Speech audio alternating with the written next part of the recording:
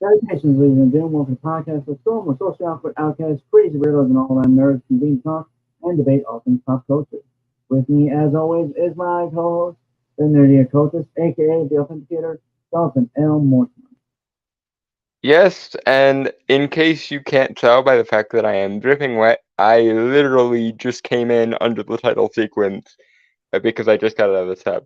So I will be right back. I'm gonna go put on some I'm deodorant. never I will letting serve. you live this down, by the way. Hmm? I'm never letting you live this down. Hey, I showed up on time under the title sequence, God damn it! So you don't have anything to complain about. And now I'm gonna go put on deodorant because, civilized human being and all that shit. Alright. So yeah, so I'm your host last time on one of the Brains for Pop Culture. How's everyone doing tonight? Yeah, so this is going to be an interesting week because it really is, again, it's a Dalton week, and that we are still covering Barbie, much to my dismay. The But bastarding thing is making $1 billion plus. It's worth talking about, and it's right in our particular intersection of social justice and pop culture bullshit. Okay, So hello, Giant Turtle. I'm doing fine.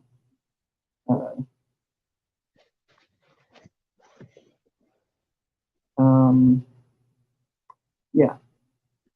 To be fair, we've spent about 2 weeks already covering this. Yeah, about 2 weeks already. So I'm just gonna. I don't really think I have much to say anymore about it. So. and yet they still come up with new ways of being stupid about the thing.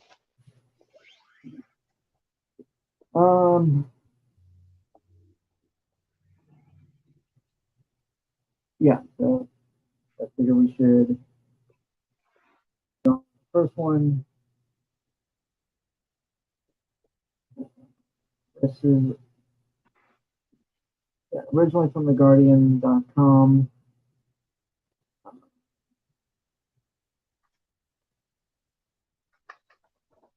Barbie's skin is a bad role model for boys. Published the July 28th, 2023. Parent writes about her concerns about the film and the body image pressures on teenage boys. So I want to point out that Dawn did send this about a couple weeks back, but because we already had full lineup 2 weeks, we couldn't put it into this one. So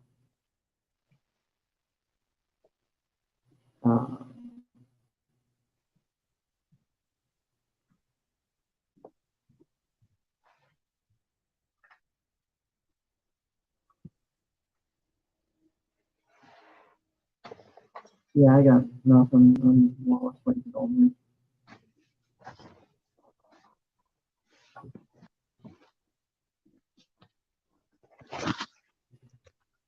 How are you, Dragon Turtle? Okay, I'm back. Yeah, so writing article, Barbie Skin is bad role model for boys. Parent writes about his concerns about the film and the body image pressures on teenage boys.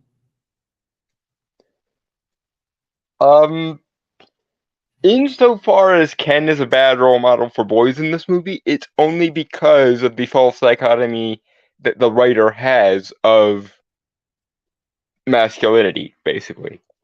Because in her mind, it seems, the only two options are being a servile, open, emotionally vulnerable second-class citizen, or the Andrew Tate slash Bruce V slash Logan Paul motto or model, the Gastonification of masculinity, if you will, or the Blutoization, depending on which era of macho dickhead you're coming from.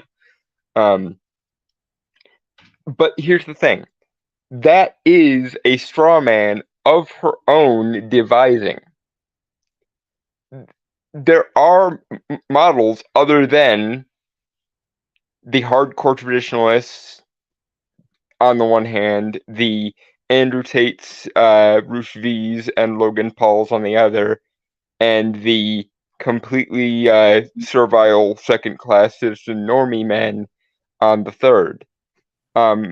Which is why I keep saying, if Ken came to the actual real world, and not the real world as it is seen through the lens of feminist patriarchy theory and feminist theory itself, he probably would have stumbled on somebody like Paul Elam or Tom Golden or Janice Fiamengo or the Honey Badgers or Karen Strawn, although that's a bit redundant in that case. Or Better Bachelor or somebody along those lines, rather than an Andrew Tate style, Gastonification. But because the only options you presented him were completely open emotional vulnerability and the Andrew Tate slash Ruth V slash Logan Paul model, guess which one he wound up being drawn to when he was presented with the option. So, in other words, you created this character sick and you were commanding him to be well, feminist theory. If you wanted to show what positive masculinity is like, that would require you acknowledging that there is such a thing, first, and that it is neither traditionalistic nor feministic, second, and it would require you to know something about people like the Honey Badgers, what's her name? Kathy J, the director of the Red Pill, or the folks over at the Men Are Good podcast or Better Bachelor. But because you don't know anything about the actual men's rights movement, you conflate people like Paul Elam and people like Andrew Tate. And so in your mind, the only masculinity that is alternative, quote unquote, is the Andrew Tate model. And so that's the only option you presented with our intrepid hero with. And so he made the best out of what he had to work with. And even then, he still managed to be a adorably naive cinnamon roll on par with a Superman type figure for sheer just good-natured innocence. He saw horses and he saw men being appreciated for what they do, and he goes, well, how the hell do I translate this into Barbie world? And the only option presented to him was the, stereotypical Gastonification model. So that's the model he went with, and his version of that was even more cinnamon rolly and neutered than it otherwise would be. So there. Hashtag Ken did nothing wrong. Hashtag Ken's rights activism. Moving on.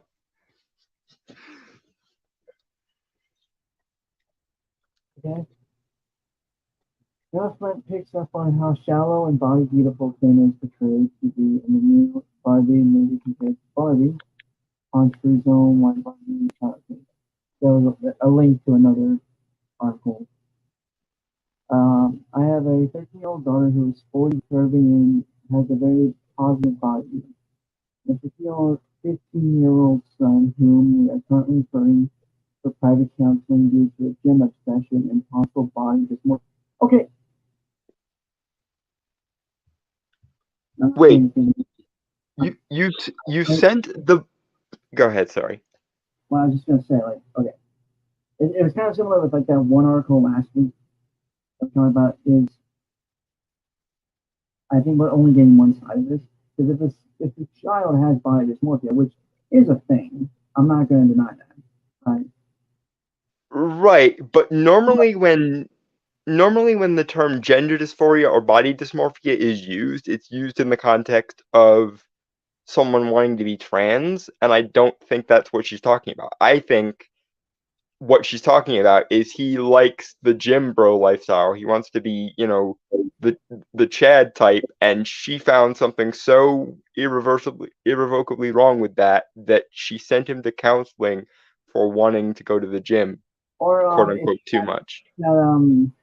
if I was under the impression body dysmorphia was not him. I mean, I understand the whole, I get that, but I thought it was just like it's similar to like just having a poor body image, which I'm sure all of us have had at some point. I mean, sure, but My, like, okay, go ahead. Sorry. but what I was going to say was, again, we don't say.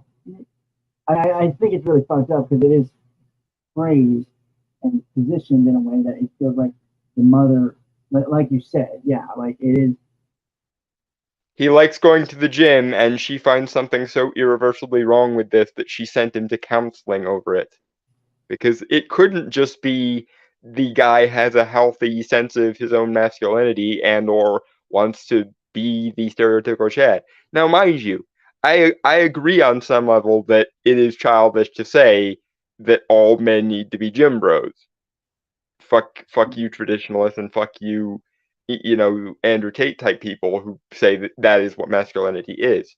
Um, because Lord knows there have been plenty of non-athletic men who were still very much men throughout history, and I refuse to revoke their man cards or my own simply because there are some people whose natures lend to the gym bro lifestyle, and they should be allowed to pursue that in their own time and in their own way. I have nothing wrong with that. In fact, you know, if no one in the male species um, engaged in that, I would have a very, very scant dating pool now, wouldn't I?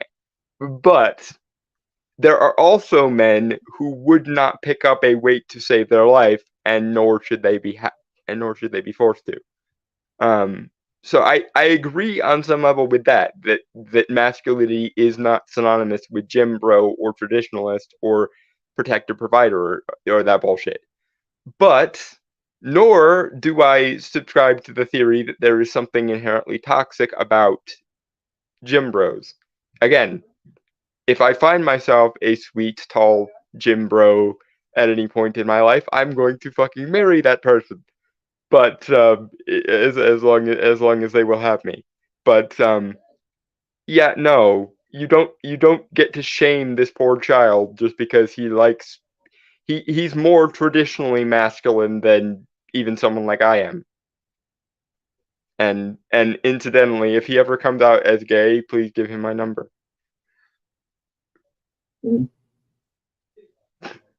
Sorry.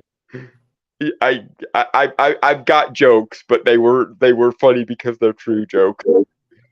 Lol. Moving on. In my youth, it was girls who felt the pressure to be model thin or magazine perfect. Today, boys are bombarded with images of six packs and bulging biceps, driven by algorithms on social media, which amplifying a teenage boy's reasonable interest in gym and joy obsession. I mean, Okay. Okay. Oh, so go ahead. okay, so it's it's a double-edged sword because I both agree and disagree. I think she's blowing it way out of proportion, mind you, but there is some truth to it that there is like this false image of certain, I guess, stereotypes for both boys I, and girls. I, I, I mean, sure, but she's really not helping by hyperfixating on Ken's body type instead of his character at all.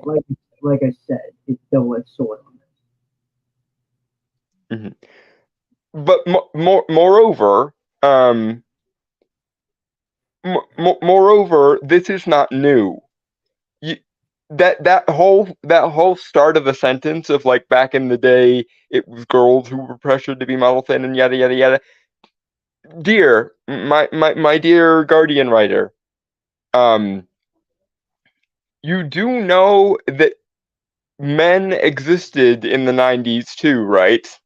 And that they were just as pressured to model themselves off of, especially in the 80s and 90s, because if in case you don't remember, the 80s and 90s had movies like Pumping Iron, had every given Arnold movie, had every given what's his name who played the black guy in Predator? I think he was also the villain in Demolition Man. Now, Demolition Man was Wesley Snipes. Carl Weathers was the Predator. Okay, well, yeah, we had Carl Weathers, and I want to point out, Gollum did a racer by confusing two black guys. They look very similar, especially back then. So don't at me. No, they don't. They do not at all. I also haven't seen The Predator in like 10 years because those aren't my kind of movies. The only thing I remember seeing of them regularly is the "you son of a bitch" handshake scene because it's meme, status.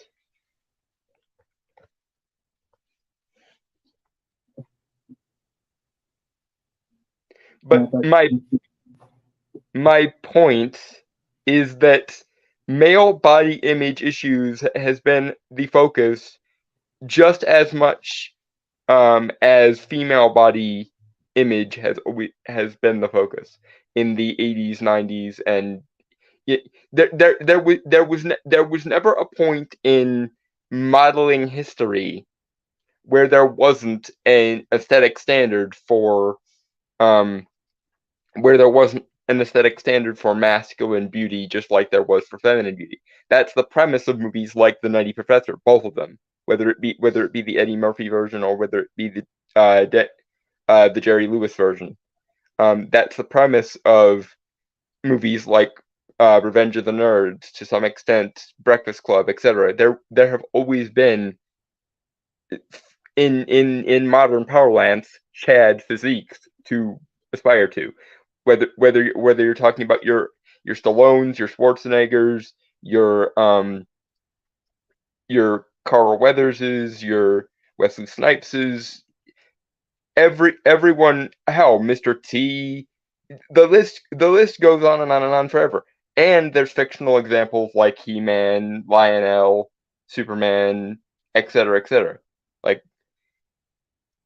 I'm not playing Oppression Olympics here, but what you said blatantly ignored that the half of the problem that you're now alluding to didn't pop into existence 10 years ago or 5 years ago or whenever the fuck you think it did. There was never a time when girls were more pressured into beauty standards than boys were, at least in the 20th or 21st centuries. You could make some kind of argument for the Middle Ages, mostly because masculine beauty wasn't really prioritized as much in the Middle Ages, because what men are valued for is for what they do, not what they are. But in the 20th and 21st centuries, in popular culture, if you point at Marilyn Monroe, I can point you to Charlton Heston or Steve McQueen or the Fonz, or the list goes on and on forever. And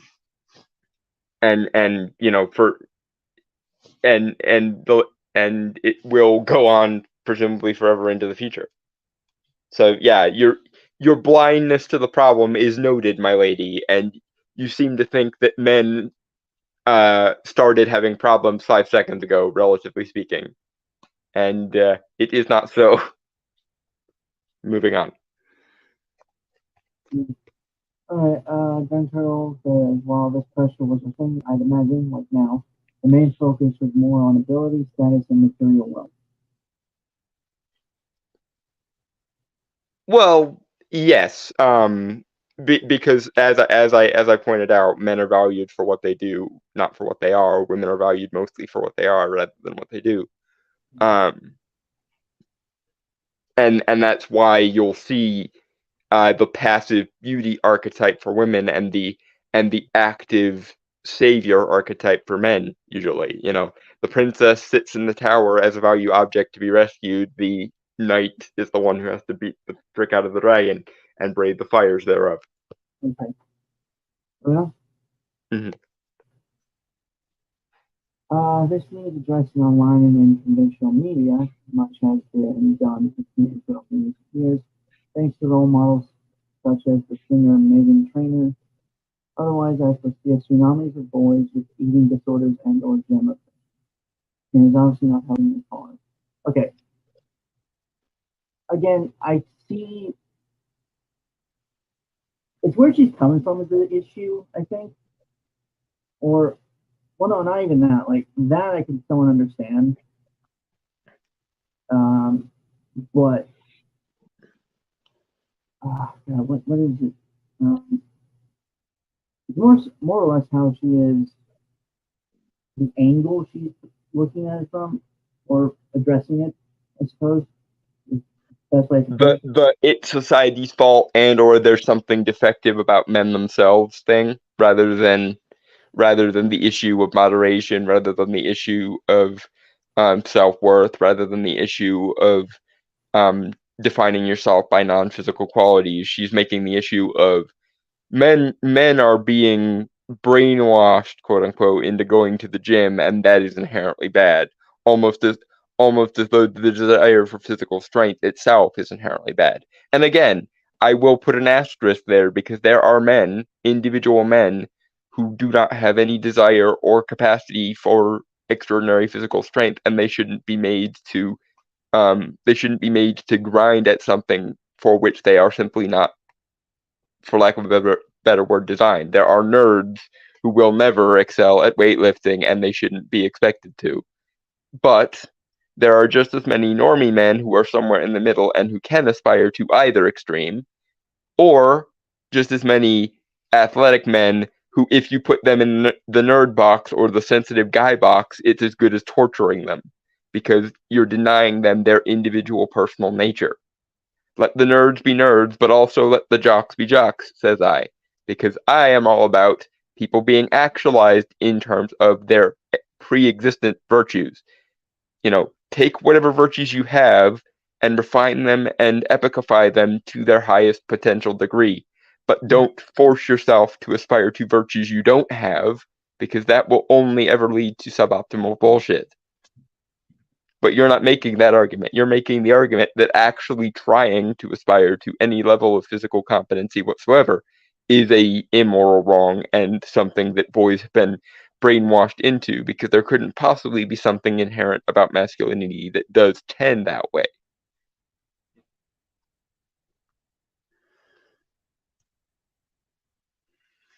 Which is just stupid. Moving on. Just took a pause there, so I wasn't sure if you. I couldn't decide whether I wanted to put a final point in it by saying it was stupid or not, and I went with it. So anyway, go on. I'll read that in a second, since I want to get through like one more. I'll be back. I hope you appreciated this article. Before you move on, I was hoping. Wait, what the fuck? Wait. That's the end of the fucking article. Just that. What the fuck? Is that seriously the end? Yeah. What? How was this worthy of an article exactly? See, okay, don't. I'm gonna be honest. This is why you should probably, at the very least, skim the articles before you send them. Right. I knew there was enough there to talk about. I just didn't. Are you absolutely sure? Yeah, for real. Like the rest of the thing is literally just like it's like an author's note. It's not it's nothing to do with the article. My fucking god. It is there maybe a more expanded version in that article they linked to? Because that doesn't even seem like a complete, like a seriously a complete thought was not conveyed there. Hold on.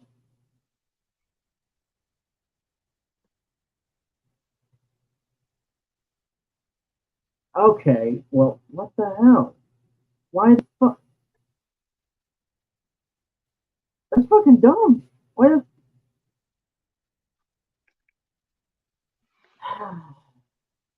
Okay. Oh, I can't believe I'm gonna say this, but I'm calling it a new low for the Guardian, Journo. Okay, that is fucking. What the hell? Okay, so while we're here, to be fair, even the nerds can go for moderate strength and stuff. This shouldn't be their focus unless they are going for a more well-rounded character build. But again, I would make the argument that a person with intellectual gifts should be focused on refining intellectual gifts first and foremost. And if they have spare energy, then maybe they can diversify a little bit. But ultimately, I prefer the nerd becoming the best nerd they can be and the jock becoming the best jock they can be, rather Oh, than trying to mix and match. O- the only people, in my opinion, who should strive for some kind of equilibrium is people who have no meaningful gifts whatsoever. The people who are so normie that they actually do have to go and find their gifts rather than refine the ones they have. John, to be fair, you don't really believe in breaking the mold. So. I believe in actualizing the self as much as possible, and that includes knowing both what you are and what you are not. Okay.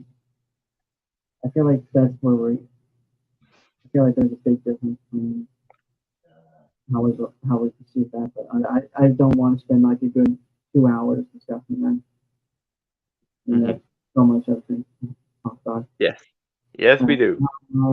And I'll add this link uh, after the fact because every time I try to do it on screen with edit damn description, it doesn't take. So, all right, so again, this from Guardian from the Guardian.com.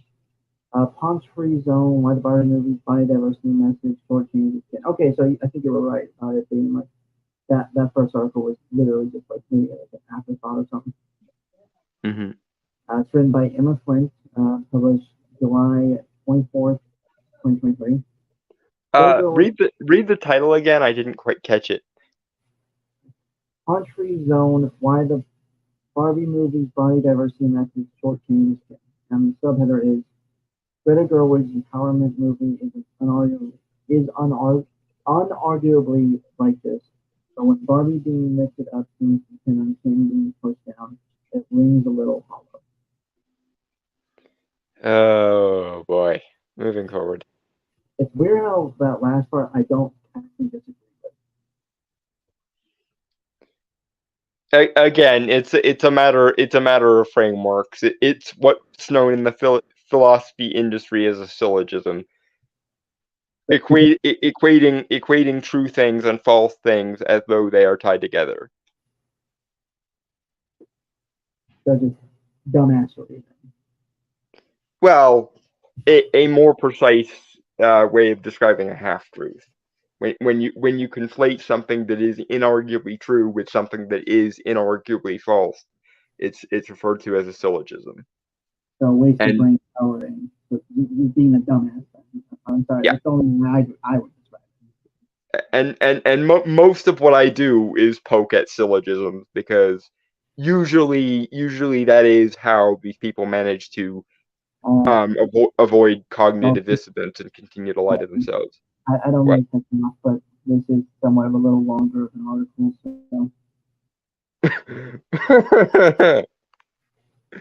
Oh, we go from one extreme to the other. Anyway, moving on. yeah. Okay.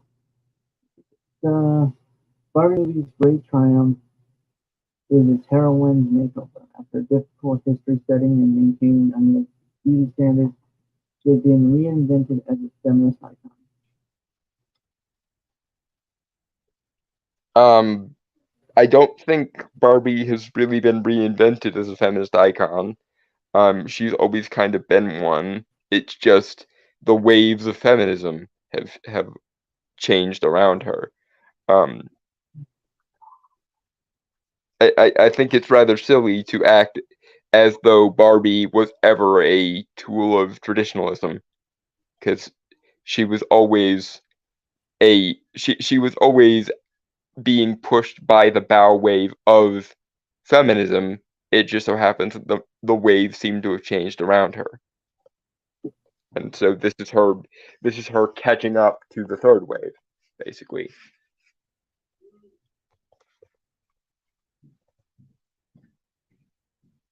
Moving on. Yep, moving on. Okay. But, but there's a problem. One that shortchanges half the potential audience and jeopardizes the overall empowerment message.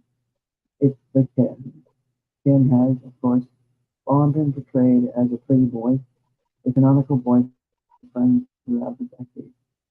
Consequently, he has formed as tangible personality as the more contemporary Barbie dolls we see today, with Mattel focusing on humanizing the lead figure in all her varying manifestations.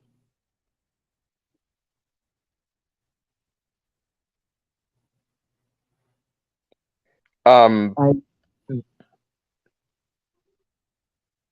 Go ahead. no, I was going to say I don't really have anything to say about it. I think it's worth noting that the movie humanizes both of them and actually does a damn sight better at humanizing Ken than it does Barbie.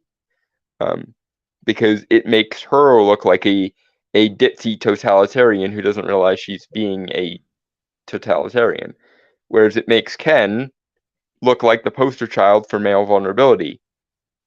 And the worst you can say for him is he's too naive and too innocent to know the difference between a positive version of masculinity and a more standoffish version of masculinity. But then again, you can also blame the movie partially for that because it didn't provide him with any positive examples of masculinity. Mostly because I'm pretty sure Greta Gerwig, if you put a gun to her head, couldn't come up with one, other than perhaps the male feminist. But as we know, um, even even even feminists consider the male feminist to be detestable. So even that would be a hypocrisy, probably. Moving on. Yeah. Although Ken has always played second fiddle to his girlfriend, some of director Greta Gerwig's over how to portray them in her film weakens the patriarchal deconstruction she thinks. Nowhere is this more apparent than in the Kim's appearance. While there are at least two plus-size Barbies and one in a wheelchair, none of the Kims are anything other than stealth. Stealth? It means like skinny, but in a toned way.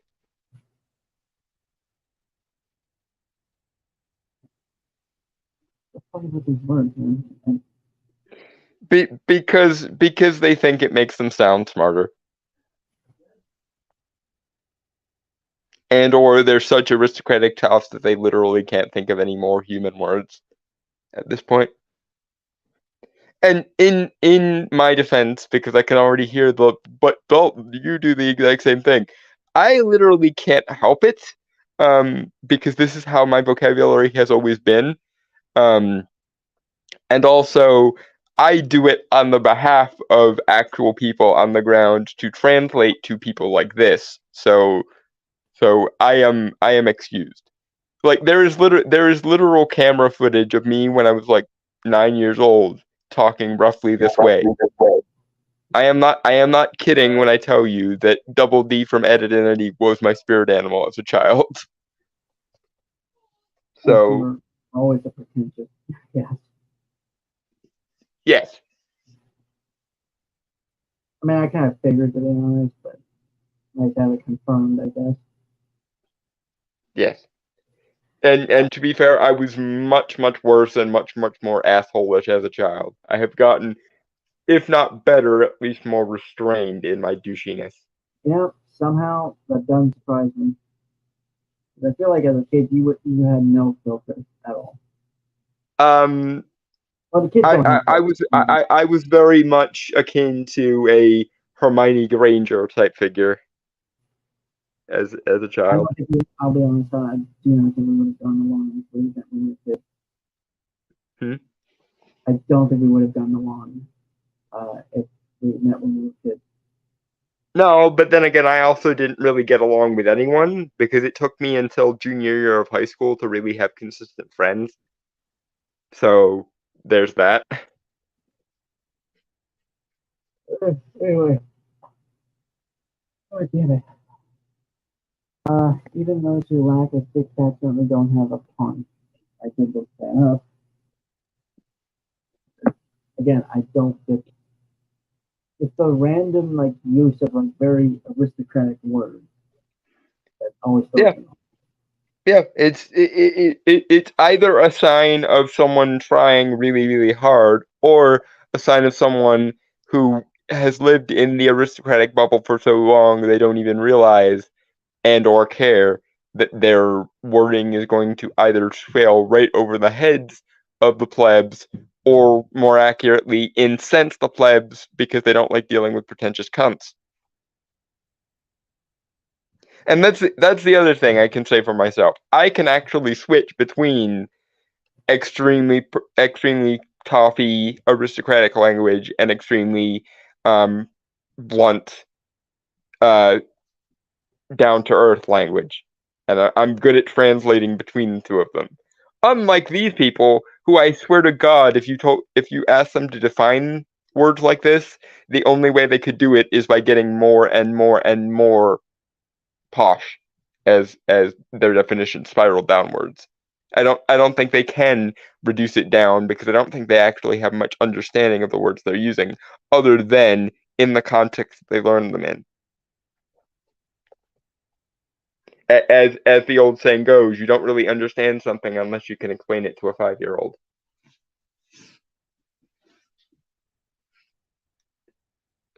Moving on. Candidate comes like the Barbies of the past. Generic carbon copies of cloth, hair, and muscles. The manufacturers feel only their looks matter, their worth beholden to their desirability. Those who don't quite fit the mold, like Alan, become outcast. Then, like the Allen dolls, these outcasts are quickly discounted because they have no place in Barbie.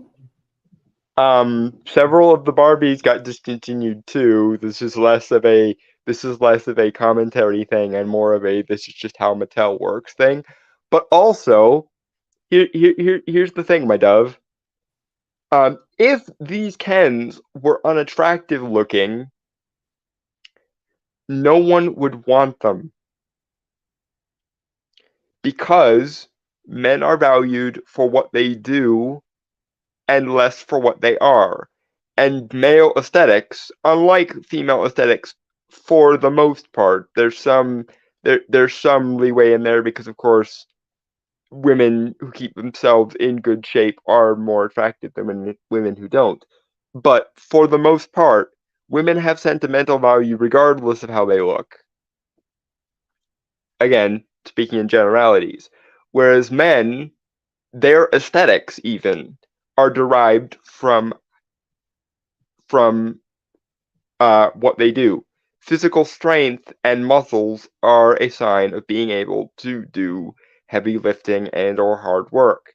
That's why it's so deeply rooted into um into male attractiveness, because men are valued for what they do, and musculature and fitness are a physical sign of what you can do, as well as height, as well as build, because that implies the ability to engage in protection and or higher degrees of labor. Hence, a 7 foot guy who's like 300 pounds and built like a brick shithouse um, looks very, very attractive to both women, and it must be said, also a lot of gay men, myself included, because it's a sign that their bodies are built for competence and power. And competence and power are the ultimate aphrodisiacs, as well as musculature, when it's properly fitted, is mathematically pleasing to the eye, which is kind of the very definition of beauty. But women actually have an easier time being mathematically pleasing to the eye, because for the most part, the feminine physique is built along mathematical lines which focus on this thing called neoteny. Neoteny is the idea of vulnerability or innocence being attractive. It specifically relates to looking childlike.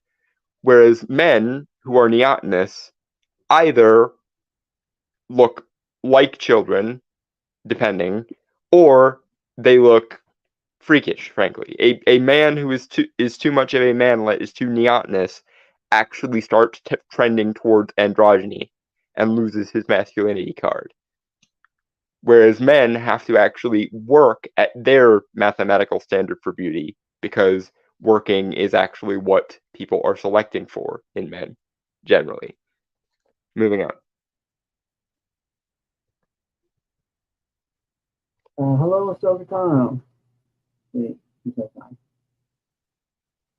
Hello. That Barbie is allowed to be any size despite the societal construct that everyone shapes or creates. Feels unfair if teen is trapped in a slim body. Plus size men are denied a film which they are represented. Unlike the others in this case, one could argue that men don't require such breadth of representation. After all, this film is not aimed at them, right? But that's surely not the outcome Garway on the pill were after. Okay, one thing plus side, sort of plus size man here. Hi, how you doing? I do not give a shit about representation at all. Well, there's that, and then there's the other thing, which is, even plus-sized women very often don't like plus-sized men. In fact, it's much less common to even hear the phrase plus-sized men, because plus-sized means husky or fat, but still physically attractive. And it is much, much harder for a plus-sized man to be for a above for an overweight guy to look plus-sized than it is for a woman to look plus-sized, because even a fat woman can still manage to look attractive. It's not so easy for men to still look attractive while being overweight. And that is because, in general, women have a sentimental variety of value, whereas men are valued mostly for what they do and or what their physical attributes denote about things like their competency, their power, their status, their virility, etc.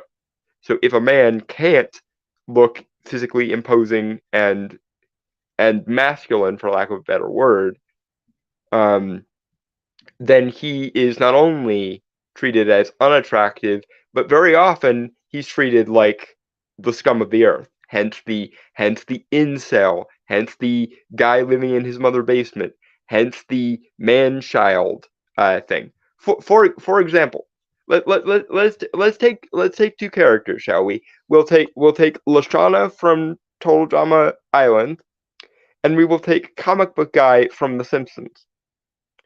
One of these is one of the most likable characters on the show, and actually one of the characters who their viewership write romantic fan fictions about the most.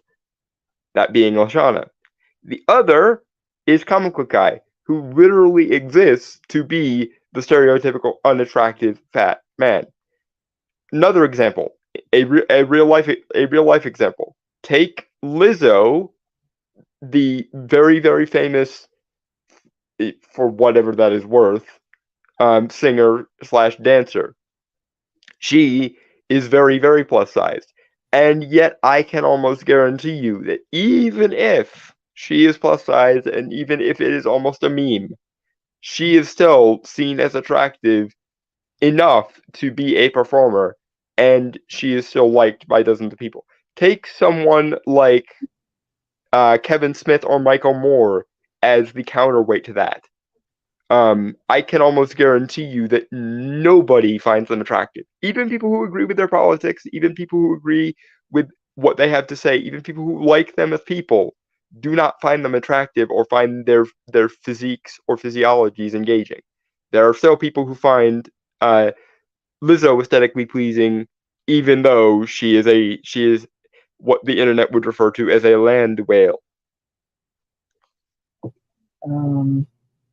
Yeah, I was gonna bring that up too. Ahsoka, she brings about Lizzo being in a lawsuit because of fetching false imprisonment, and I really don't want to say that last part. Ahsoka.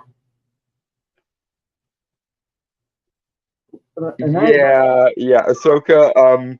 We are both men, diversity credentials or no diversity credentials. So if we were to say that, this channel will be blacklisted overnight.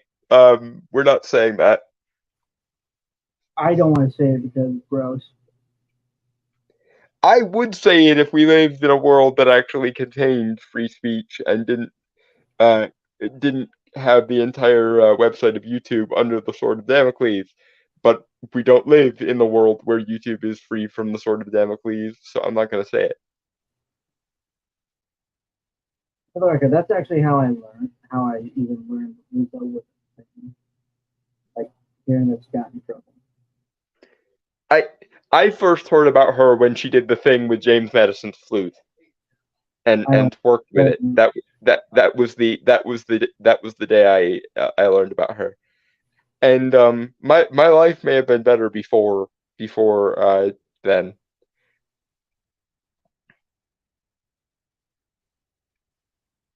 Yeah. Anyway, well. Mm-hmm. Moving forward.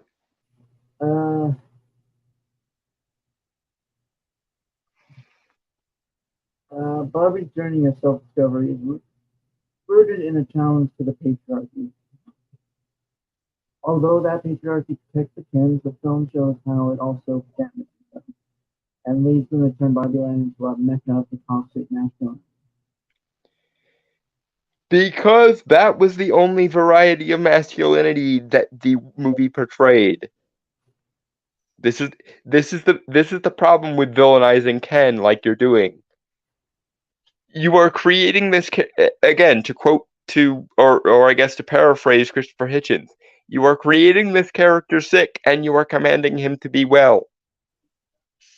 You put him in a world which was not the real world, no matter what Greta Gerwig thinks she was portraying, where the only options were being an unvarnished vessel for male vulnerability, or the Andrew Tate / Ruth V style of masculinity.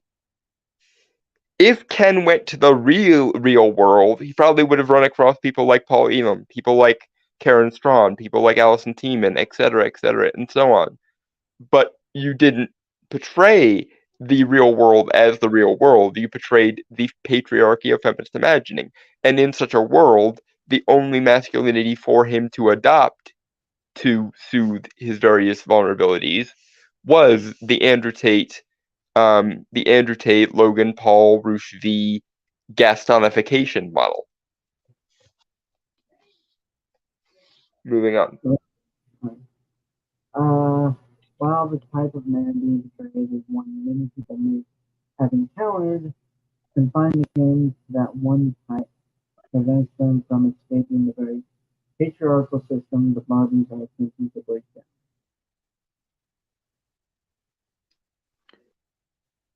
And you're not even going to mention the matriarchy that they had before Ken did this, or treat it like, or treat it like it was something that should have been remedied. Interesting. Alright. Moving on. In the end, the Barbies adhere to the same standards rather than becoming a matriarchy which seeks to find power from within as opposed to exerting over others. Barbies end up holding absolute power over Ken. No one is freed from Ken's coup, it simply gets a fabulous pink makeover. A general critical consensus is formed on the foundation that it's okay to dilute the Kens down to a parody of themselves, because they're only suffering the same humiliation women have endured. However, having the Barbies act like real-world men ultimately continues the long legacy of male influence, as opposed to cloning. Sweetheart, Barbie doesn't act like real-world men because that patriarchy hypothesis of yours is bunk. And also, Kens don't experience the trials and tribulations of women in the past. They actually, whether Greta Gerwig realizes she did this or not, the movie was portraying not Kens serving the roles of women in the past, or even the straw man of the past that feminists make. They actually ended up. I know they were trying to do the gender switcheroo card, but what they actually ended up doing was portray kind of what it's, albeit obviously in simplified satirical terms. They actually ended up more accurately portraying the plight of real world men using the Kens in Barbie world than they did when they went to the so-called real world and dealt with all the patriarchy shit that doesn't exist. And that's the irony. You thought, because feminism is literally back to front, like categorically directly back to front, that by pulling the gender switcheroo card, you would be treating the Kens like women were treated in the past, and therefore be making an awesome satirical point about how women were treated in the past and everything. But what you actually did, because feminism is back to front categorically, is you wound up creating a straw man of Ken's originally and flipping it to make it more realistic than you actually are comfortable with. And that's why people are rallying around Ken, because there are many men who can relate to Ken, and there are even many women who can see the plight of men reflected in Ken, resulting in people not really liking Barbie all that much, because while you intended to make the Barbies act like real world men, you didn't. You made them act, like men in your upside down patriarchy conjecture, but also you kept a lot of the female specific aspects of the Barbies. For example, the ability of the Barbies to use their literal feminine wiles after the Kens have instituted the Kendom to start a goddamn war and outvote them.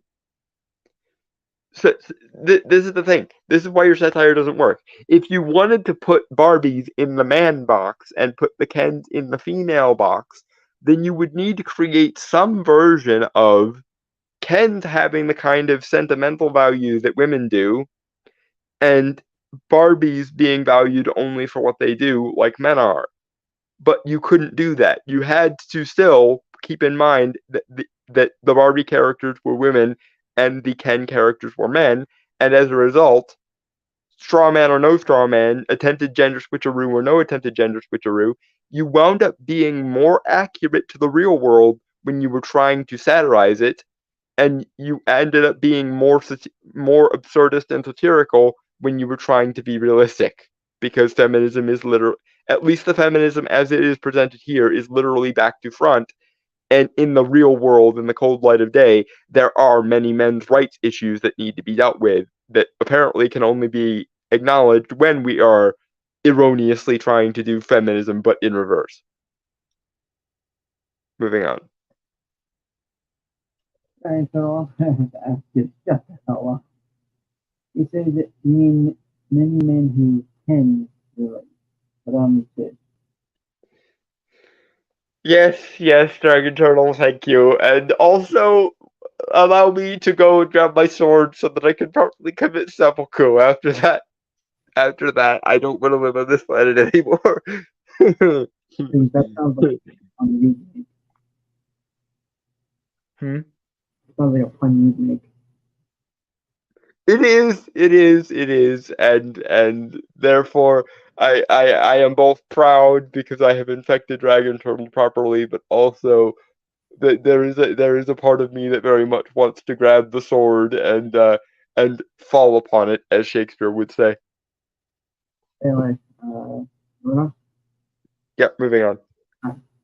Ryan Gosling continues on a journey alongside Barbie too. He's trying to learn who he is without Barbie. He finds himself left wanted. Even as the film ends and Barbie is able to venture into the real world as a real woman, Ken is simply Ken enough. He has no aim. His singing about his blonde fragility is met with laughter, but the joke conceals death. Uh, Ken might be played as a repetitive one-note character, but he has complexities. He's insecure and self-conscious and bombastic in his attempts to mask his feelings of inadequacy. Compared to Margot Robbie's stereotypical Barbie, Ken is in fact significantly more multifaceted.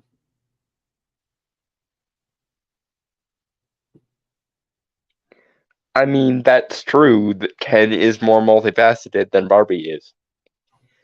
Are you actually going to follow through on why he is? Or are you just going to keep pretending that the rules of the Kens were totally meant to satirize women and succeeded in doing so, or something? Because even if that's what Greta Gerwig wanted to do, I'm going to once again quote one of my favorite lines from V for Vendetta. I have not come for what you hoped to do. I've come for what you did. You know? Yeah, moving on. Given how the narrative unfolds, he is unequivocally central to the plot. Without him, there is no Barbie movie, but there is no closure for his story. As viewers, we're left with an uncomfortable punchline. The people are either superior or inferior, and that one group has to lose in order for the other to win. Does this mean Barbie is a write-off, failing to live up to the hype?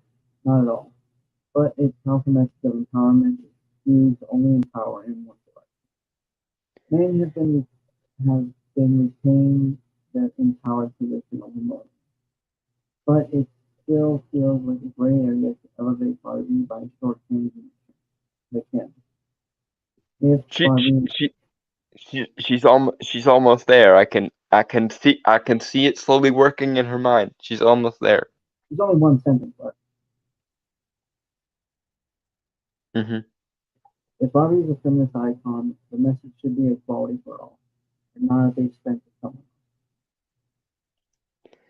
See, but this is the thing, dear. That's not what feminism is. That's what egalitarianism is.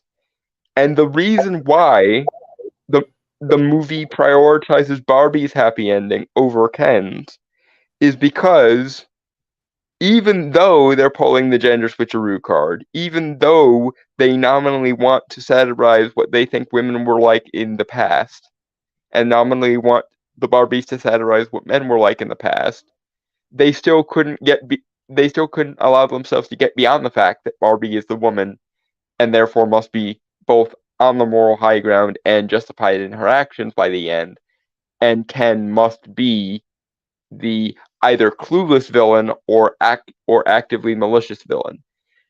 And so, once again, the movie winds up being more accurate to reality than you would think. Because, as you say, the universe goes out of its way to hand Barbie a happy ending, literally having the creator of Barbie, Ruth Handler, come in and act as a god figure to her to give her her happy ending.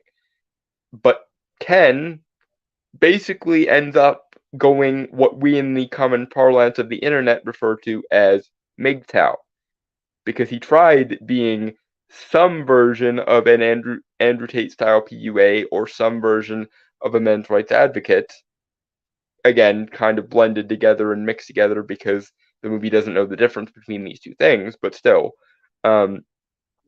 But he tried doing both the PUA thing and the MRA thing to some kind of degree, and he failed. So the only way this movie can end is if Barbie gets everything she wants and Ken basically becomes resigned to his lot in life and goes MGTOW. And I'm proud of you for acknowledging that that's not equality, and that leads me to think that you are one of the many feminists who confuse egalitarianism with feminism, mostly probably because no one ever gave you the option of egalitarianism without the feminist oppression bullshit. But if you notice this in the movie, you might want to take a look and see how things are going for women and men in the cold light of reality, because you might find, much to your chagrin, I would imagine, that this too is something very akin to what real world men are dealt with. They don't get the happy ending or the resolution or even the opportunity to progress along their character arcs. They can try to be vulnerable. They can try to actualize themselves. They can even try the sorts of methods that someone like Andrew Tate or Rushdie would offer them, mixed with some kind of men's rights advocacy. But very often, the world, both in terms of human nature and in terms of the actual legal system, will go out of its way to hand the woman the happy ending on the auspices of women's oppression throughout history, and leave men basically to go full MGTOW at the end. Doesn't happen to every man, doesn't even happen to every man who joins the manosphere, but that too is something that is more accurate to reality than I think you're entirely comfortable with. And if you could understand the reason why, you might not want to be a feminist anymore, probably.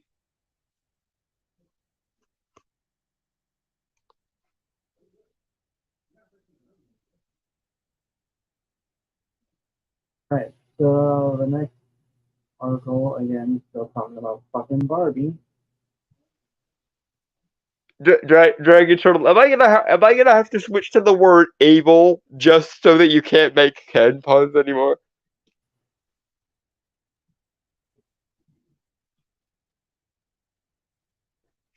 Because that's like the second or third Ken pun in as many minutes, my dude.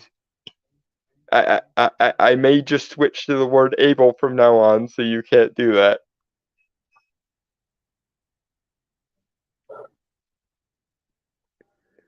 Okay, moving on.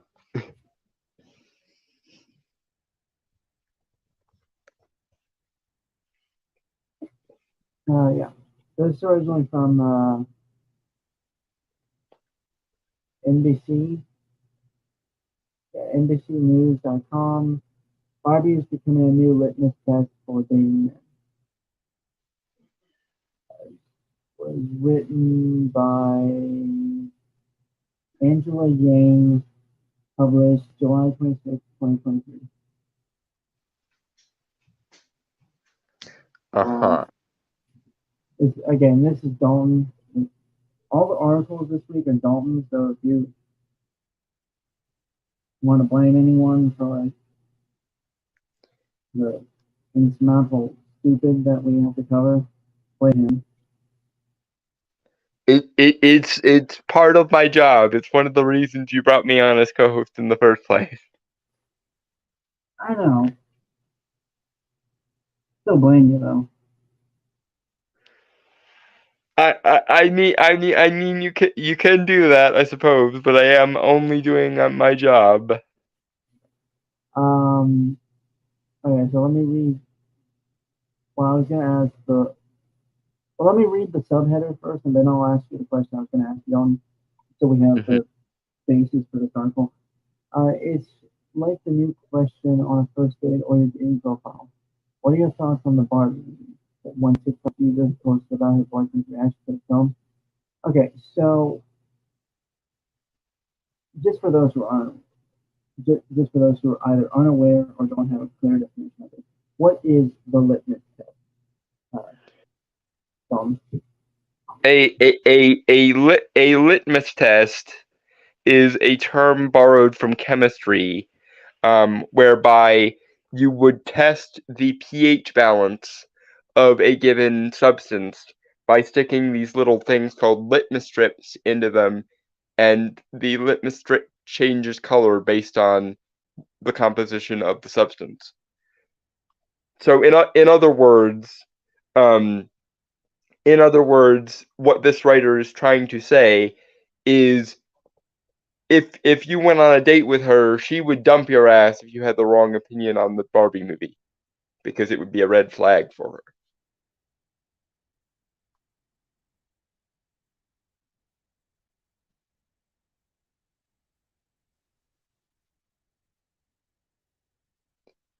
And then it was quiet.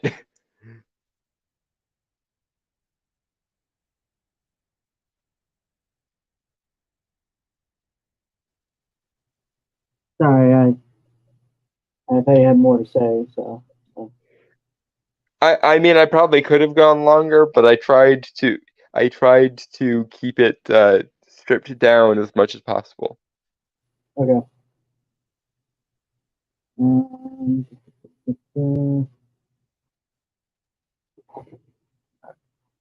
women around the world are taking their boyfriends to see Barbie in hope of answering one fundamental question: is he Ken enough?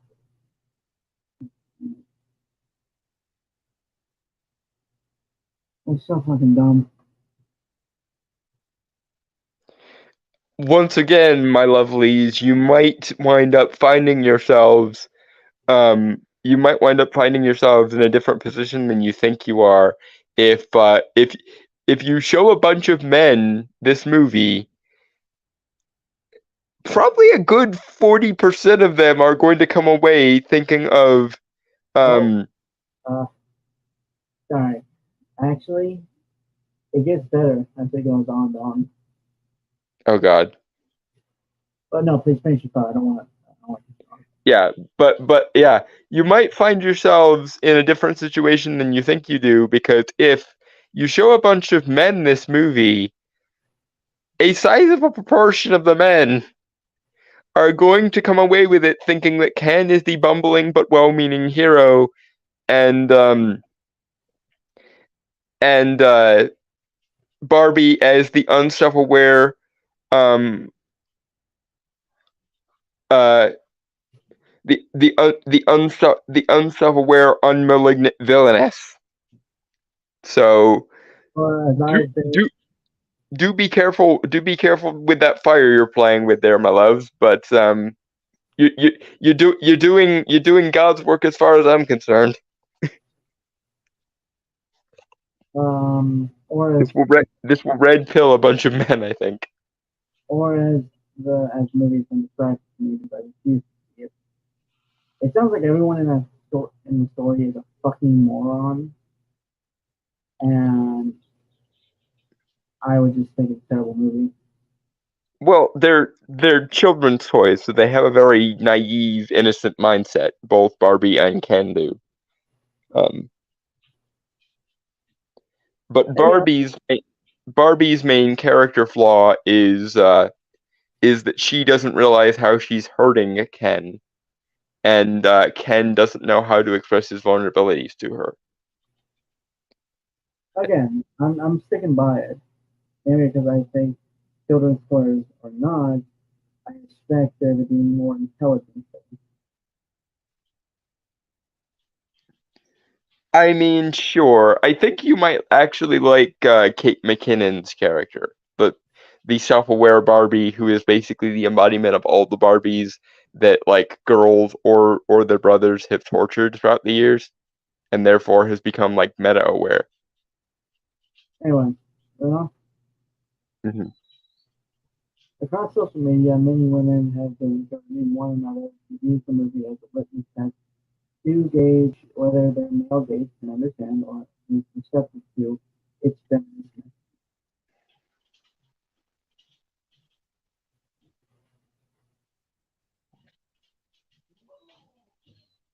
Nicole Hofer, a 32-year-old woman from Cologne, Germany.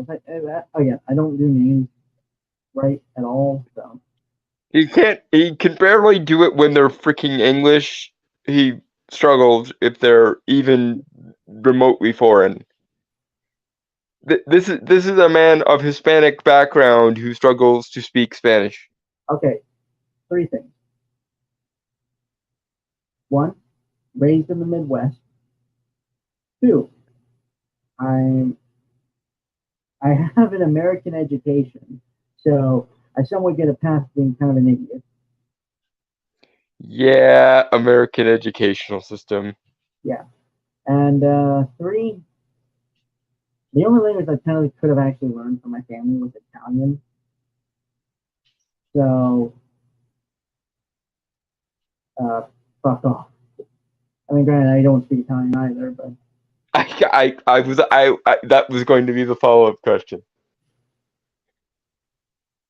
really, My point is, don't anyone take it personally if he can't pronounce your name, considering it literally took him 6 months to figure out how to pronounce my last name. So, meh. um, mm, Although in his defense, there have been people who actually do struggle with my last name. For some reason, a lot of people want to pronounce it Mortimer instead of Mortimer. So, eh. I think it's just because I've heard that name before a lot. What? Anyway, I've heard Mortimer a few times, more so than Mortimer.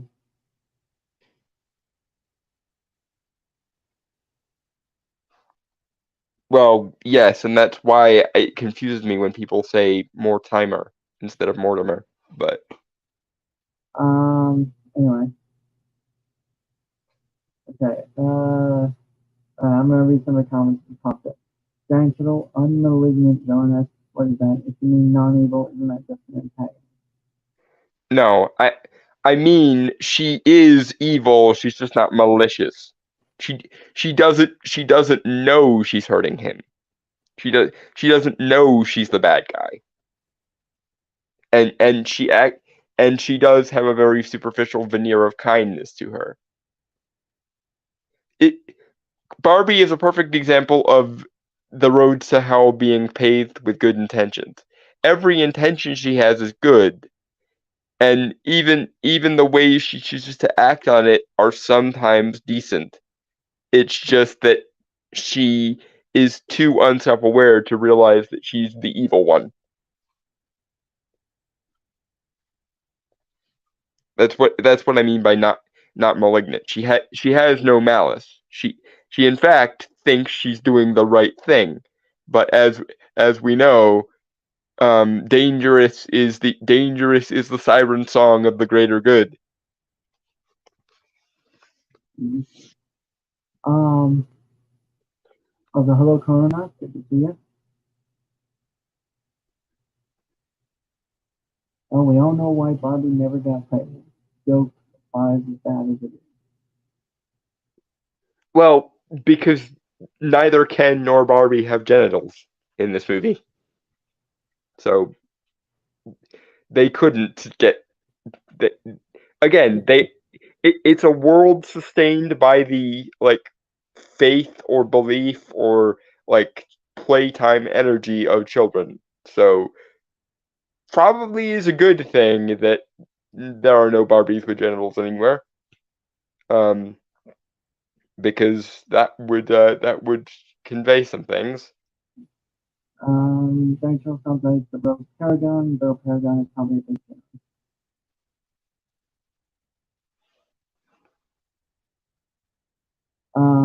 Anyway, we really should get back to this. Just Mhm. yeah, part one. I actually make a good time on this. I just realized. Huh. Yeah, okay. Nicole Holfer, a 32-year-old woman from Cologne, Germany, said she calls it the Barbie test. It's like a new question on a first date or your dating profile. What are your thoughts on the Barbie movie? If the guy really doesn't want to see it, or he's not open to talking about it, or it's even worse, if he's seeing it, think it's not a good movie or he doesn't get the point, I think it's kind of a no. Okay, that is so superficial and fucking dumb. Yep, it's ideological. You you must see my propaganda movie and have an opinion on it, and I reserve the right to unperson you if you have the wrong opinions on it. Which does bring up something interesting because she said that it's bad if he doesn't want to see it. It's bad if he doesn't get it or thinks that it's a bad movie. Wonder what she thinks about the people, of which there are many, who see it as a men's rights movie with Ken as the protagonist and Barbie as the well-meaning antagonist. Because I'm pretty sure if simply believing the movie is bad, um, is grounds for unpersoning and decoupling, then what's gonna happen when one of their boyfriends comes out of this and goes, "Wait, so Ken was the good guy, right? And Barbie was supposed to learn to stop treating him like shit, right?" I'm pretty sure that would make her head explode. The writer of this article.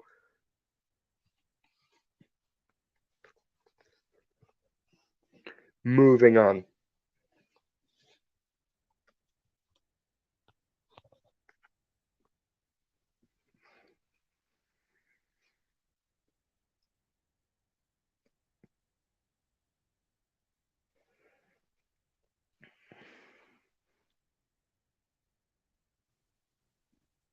Sorry, I was getting a bottle of water. Hmm. Take your time. Okay. To her pleasant surprise, her boyfriend passed with flying colors. Holfer, who shared her boyfriend's reaction to the film on TikTok, said she had originally planned to glam up in a pink dress and enjoy the movie alone, but she didn't expect him to be interested in Barbie until he asked to join her, bringing up a baby pink shirt to match her outfit. Okay, so I want to point this out. I wasn't interested in the Barbie movie just because it's not my kind of movie. It doesn't even have anything to do with Barbie. Okay, I remember watching like some of the Barbie like animated movies when I was a kid. Those I were have okay. fond memories of the Swan Lake one. Yeah. The Proposal one and the Nutcracker one weren't bad either. They just didn't leave quite as much of an impression on me as the Swan Lake one did. Which probably does foreshadow some things that I would learn about myself later. Shut up. The same thing. But to be fair, the female led kind of franchise I got into was Jim and the Hollow, more so. And that movie was a complete ass fire. I haven't seen it. I haven't seen. I saw the trailer for it and it looked bad. Um, I, so I don't know if I don't know if I should ruin you by giving you knowledge of how bad that movie was. Like I have limited knowledge of Gem and the Holograms, mostly from video essays and stuff, or uh, nostalgia videos I've seen on it. I But I actually got to watch the series like when it did reruns on. Right? Okay, does anyone remember the Hub Network? yeah, It, it was what Discovery Kids became after it was Discovery Kids. yeah. Um, so yeah, that was the one I got into, and I thought that was a pretty cool one. It was very easy, you know. Like I said, I have sort of secondhand knowledge on it, and I know enough to know the movie version. They didn't even try to do Gem. They just did like the stereotypical Hannah Montana plot and called her Gem.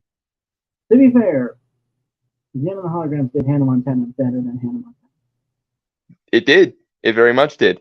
Although, again, I must say that in terms of my like boomerang adjacent shows that I like that starred like female characters, I watched a little bit more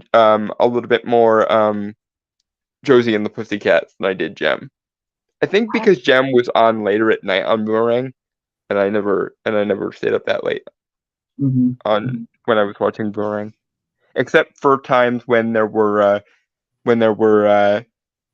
Paul Dini, Bruce Timm, Justice League Unlimited reruns Yeah. late at night on Boomerang because Mm. any excuse to watch JLU is a good excuse. But and judging a guy based on his like of one particular movie. I mean, the reason why I didn't like Bart, the reason why I don't want to see Bart movies is because like it's really not my type of movie, you know. I mean, I knew I was gonna see it because I knew I was gonna be asked to review it, either on Angling Teen Channel on my own or on Duality of Man, and I've done all three. Um, and like I said, I do. I am gay enough that I have some nostalgia over Barbie Swan Lake, so I do at least have a foot in the door with regards to this franchise. Um, what I didn't expect was to come away with it thinking that it was basically kind of an accidental equivalent to Joker. Because again, if you view it from the lens of Ken is the Ken is the stupid but well-meaning protagonist who gets hoodwinked by some bad advice and it makes him stand up for himself in the wrong way, it kind of does become something equivalent to Joker. The problem is, of course, that the writer of the movie and the director of the movie didn't want that to be the case. It it'd be like if in the Joker movie, um, we were supposed to see Penny, i.e., Arthur's mom, and Murray as the good guys while they were mistreating Arthur, and we were supposed to be shocked and appalled when he did his, you get what you fucking deserve speech. That's what Barbie is. It tries to be the feminist equivalent of Joker, when in actuality it just becomes a version of Joker made by feminists, almost. Um, Um, so continue on. yeah, moving on. Uh, he and several other women who spoke with NBC News said watching Barbie felt like seeing their everyday experiences showcased on the big screen. Wolfer said that after having had so many men react to the movie defensively, she felt lucky to have a partner who actively wanted to discuss the impact of patriarchy. Uh,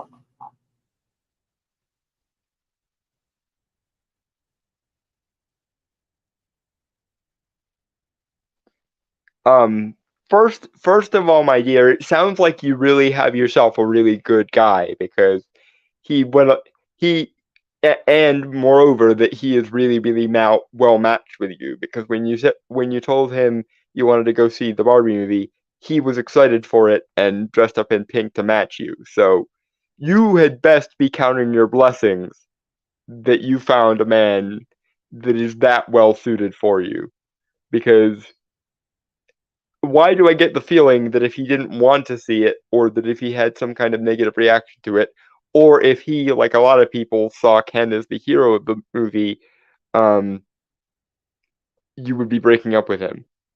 And given that you are a person who would break up with someone over their opinions on a movie, a propaganda movie, mind you, um, that then you had best hold on to this man who did this for you and never ever let him go unless you want to die alone. But because the average feminist never knows how good they have it, I fully expect you to find something wrong with him at some point and dump his ass anyway. Moving on.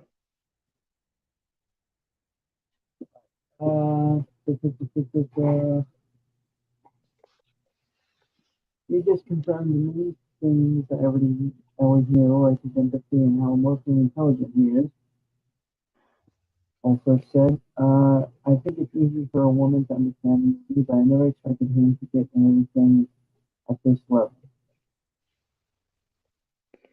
Once again, you are very lucky that you have this man, and yes, he is very emotionally intelligent. However, I must point out that you are the woman who opened this article saying, if a man doesn't have the right reaction to Barbie, then dump his ass. No, that was the Basic. author. That was the interviewee. Oh, okay. But yes, it is very telling that he has the emotional intelligence to empathize with you in this way. My question, dear interviewee, is do you have the same kind of empathy for him? Like if he like back in 2019, for example, when he, let's say for the sake of argument, when he wanted to see Joker, could you see the plight of men or the plight of him reflected in the character of Arthur Fleck at all in the same way that he seems to be able to see you reflected in Barbie or America Ferrera's character? Because if not, then that tells me some interesting things. If so, then good on you, you found a good one.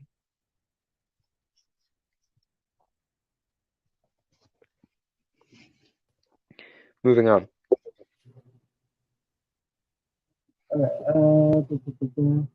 Part of the shock, let me say, comes from the assumption that men who are willing to engage in supportive conversations about feminism are hard to come by.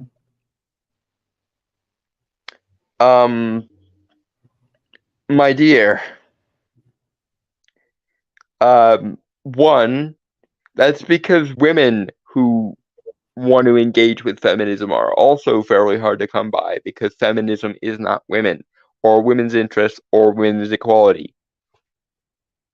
Feminism is an ideology that people choose to adopt, and even the majority of women don't choose to adopt it. The numbers, as they currently stand, are 8% in the US and roughly 20% in the UK. Um, and mind you, that's a total of all the people who choose to identify with the label of feminism, not just women. So some portion of that is going to be men, or going to be trans people, or going to be gender non-conforming people. Just so you know. Um, but as it happens, feminism doesn't have a monopoly on speaking to or about or portraying female vulnerabilities. And once again, it is worth noting that one of the things that this movie is spectacular at is portraying male vulnerability. The problem is the movie thinks it's doing so through a gender switcheroo, when in actuality all it's doing is taking feminism and turning it upside down, and surprising fucking no one, feminism actually works better as an ideology when it is completely and utterly back to front than when it's right side up, apparently.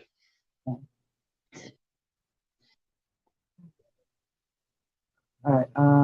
Yeah. Sorry, I'm just into your comment now, Silga. Just when you were describing relating Barbie to Joker. So you said, I mean, yeah, it's a PG-rated Joker just without the film. Yeah. Instead we have dance party warfare because funny.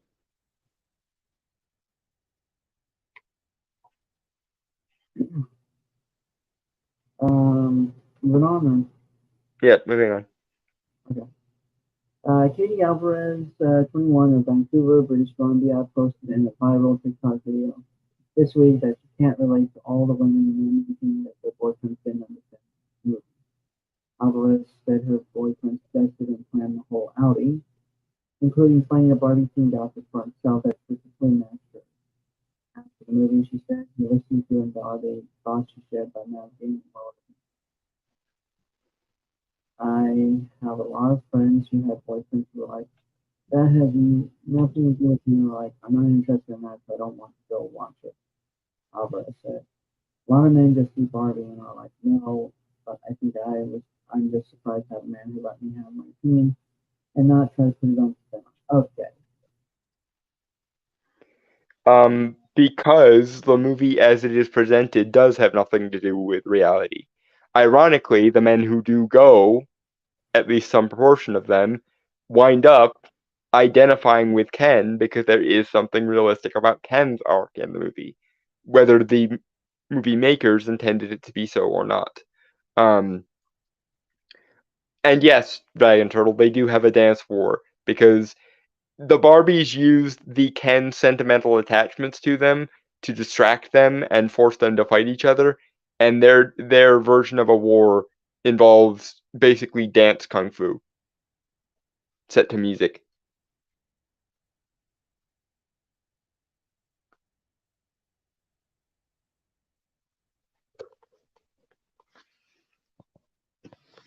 Moving on.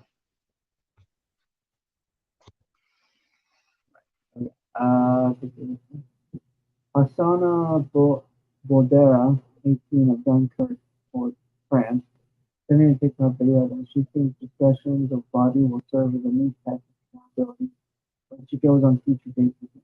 They don't get the point, but it's probably not good enough. Oh, fuck off! Which point exactly are they supposed to be getting? The point that the author intended, or the point that's actually, arguably there in the text, regardless of what the author wanted? Because that's the problem. You'll get men who like I I would put money on this. Give it 5 or 10 years, and you will get a sizable proportion of men who cite Barbie the movie as their red pill moment because they realized how strongly they related to Ken. Um, but somehow I think that in your mental hierarchy, people who abstain from the movie on grounds of anti-feminism are actually even less bad than the people who see Ken as the protagonist and Barbie as the innocent, unself-aware villainess. Be- because because that might be the predominant point of the movie. That might be the point that actually stands the test of time. Because all the feminist gobbledygook is forced as shit and nonsensical. But the part of it that's trying to be satirical but winds up actually being realistic is the men's rights part. And it wouldn't surprise me if this red pilled a bunch of normie men who were unaware that men's rights was a thing, but something in Ken's journey resonated with them, and therefore now they're MRAs.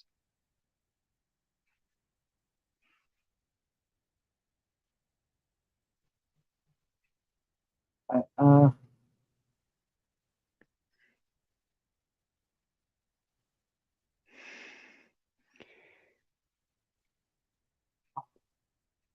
I'm not giving you the best. I'm not.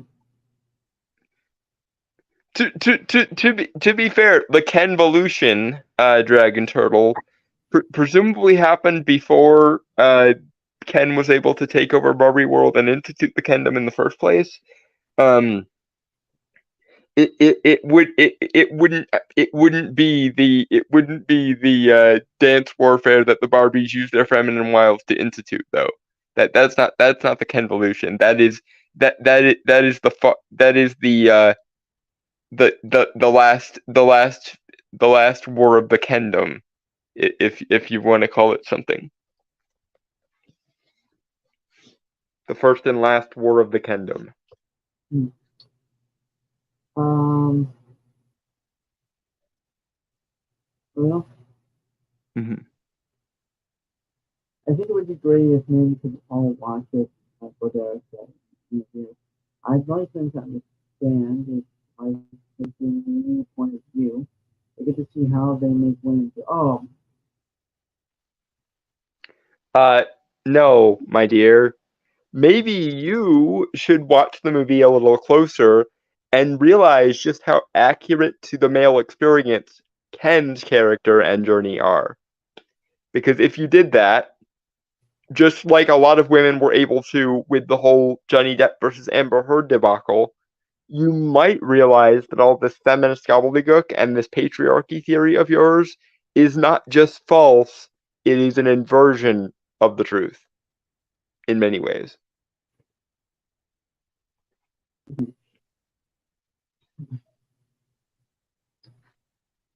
Until also it was the Skin Civil War, aka the Great Cooking. I mean, you could certainly say that. Well, It was World War Ken there. I hate you both. You're welcome. Okay, I'm gonna butcher this song. Raisa Az-Zahara, 21 of Jakarta, Indonesia, shares that she found the movie stinging to be personally relatable, and she said she believes it can help audiences who haven't experienced womanhood, such as men and young children, that don't understand women's perspective. Okay, I want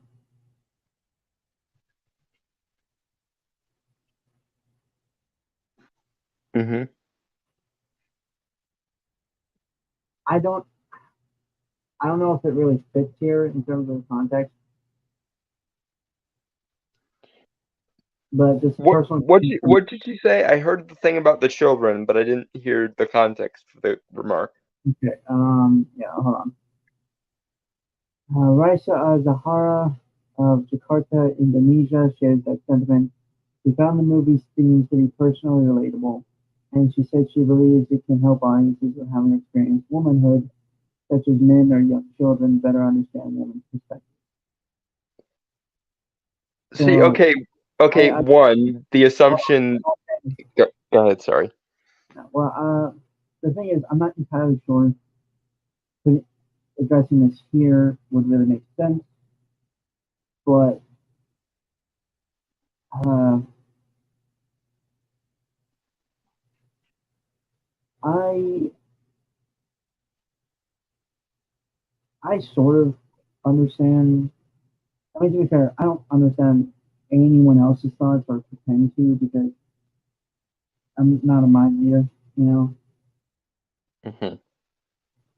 But I certainly understand a certain perspective of a woman, that being my grandmother who raised me. I'm not going to get into that because that's how dumb my life story, and I don't want to get into it on here. But Mm-hmm. I was raised kind of by someone. My family had a matriarch. Okay, just to kind of simplify that. Mm-hmm. Um, and so, granted, and I've said a few stories about her. I don't think if she was still around, I don't think she would really agree with any of the dumbass shit these people are saying. Just No.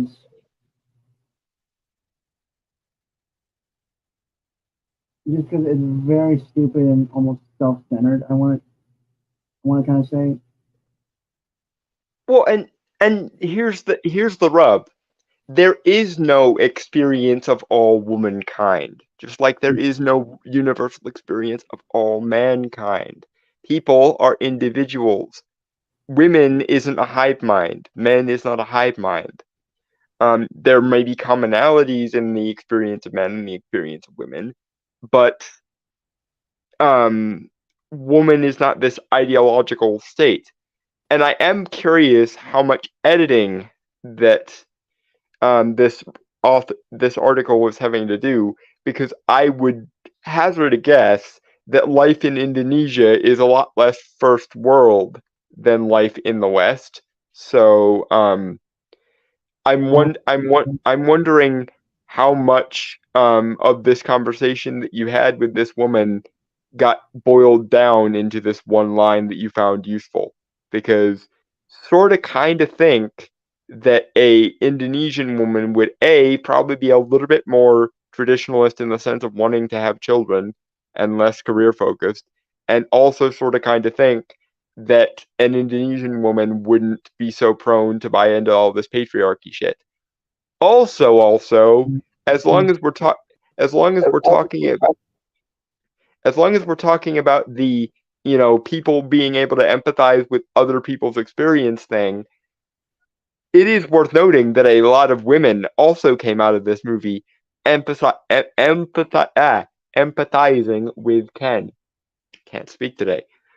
Including but not limited to the woman in the last article we just read, even though she was struggling to actually put 2 and 2 together and get 4.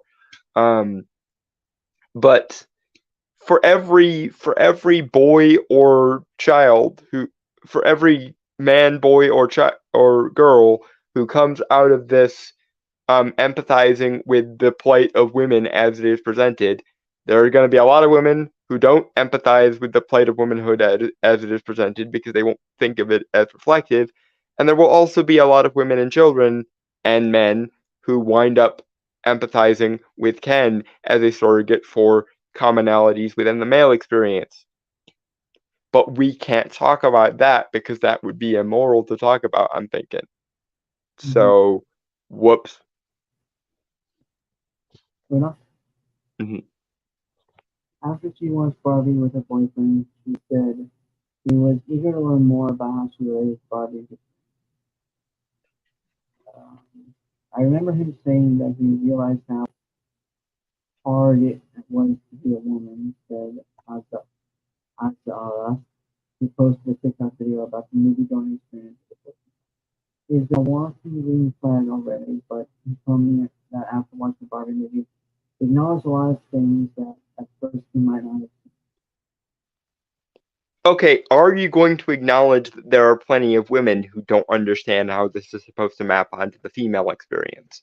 And are you going to acknowledge that there are many men, women, and children who see Ken as a closer approximation of the male experience than anything relating to Barbie is of the female experience? Because most of the female experience as presented in the Barbie movie is a straw man of a straw man of a straw man of the plight of relatively affluent, relatively beautiful, upper middle class or upper class women in careers in the West who agree on some level with feminism.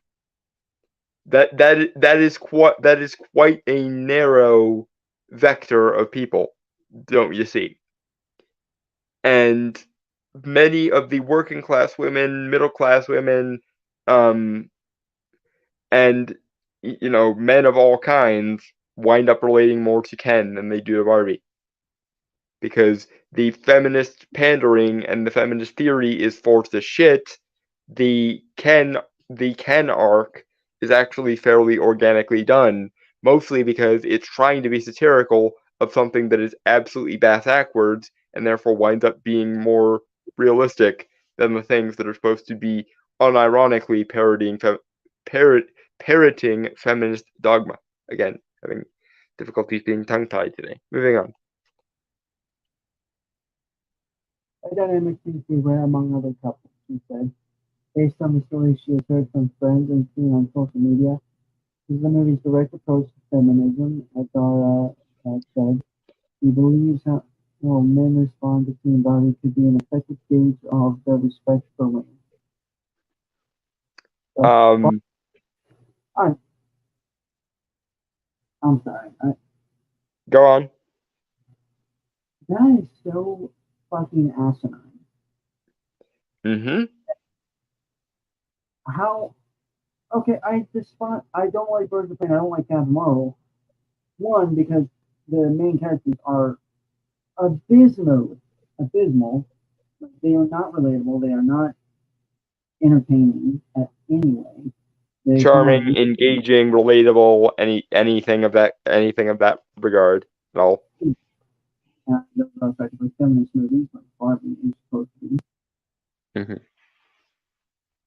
But so what does that mean? I'm a red flag because I don't enjoy those movies. And the reason I didn't want to see Barbie is mainly because of what I never seen of the trailers. It just didn't capture me, it didn't grab me, which is like Here's here's another question. If the men who don't like or don't want to engage with Barbie are red flags because something something something misogyny, what do you say to the women who don't like or don't want to engage with Barbie? oh, they don't exist. Or they've been brainwashed into hating themselves because internalized misogyny, something something something. Yeah. But nah, granted, And and where I'm heaven from, forfend the men who relate to Ken at the end. respect is earned, not really given. That just goes for Yeah, no, I agree. Like, obviously, we're all human, so obviously the gynocentrism bug is in us somewhere. I do my damnedest to hold everyone to the same logical and even sentimental standard, which means usually that everyone starts at zero. Because to well, me, that's the only way to be actually objective and fair is for well, everyone to start at zero. granted for me, I try to do the whole, treat others the way you want to be treated. So I try to treat people respectfully and hope they treat me respectfully as well. Right? Sometimes it works, sometimes it doesn't. Because people try to screw you over, and someday I will ask you for a list of those people, and then they will spontaneously explode scanner style if I have anything to say about it. Honestly, don't I didn't even remember their names nor even knew their names when they disrespected me. hmm So I think I got the last laugh in that. I do not remember them at all. I, I I, can't I, I, remember. I'm just saying, if people start screwing with you, then give me a list and possibly a picture of them, and Yeah, and appreciate we can make them go away. Don. Appreciate the sentiment.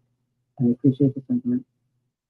Two, never gonna let you do that on so many reasons why.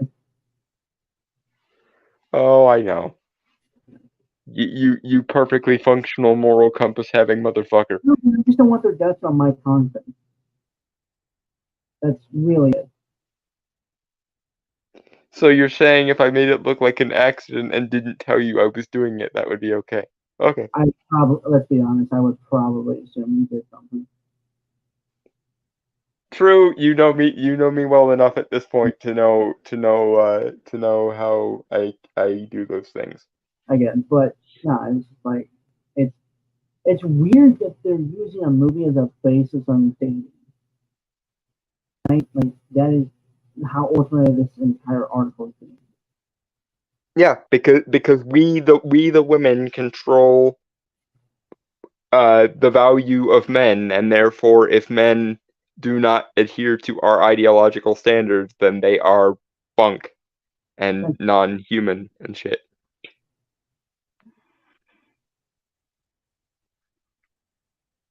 And the traditionalists are just as bad. They're just not as gung ho about this movie. Yeah.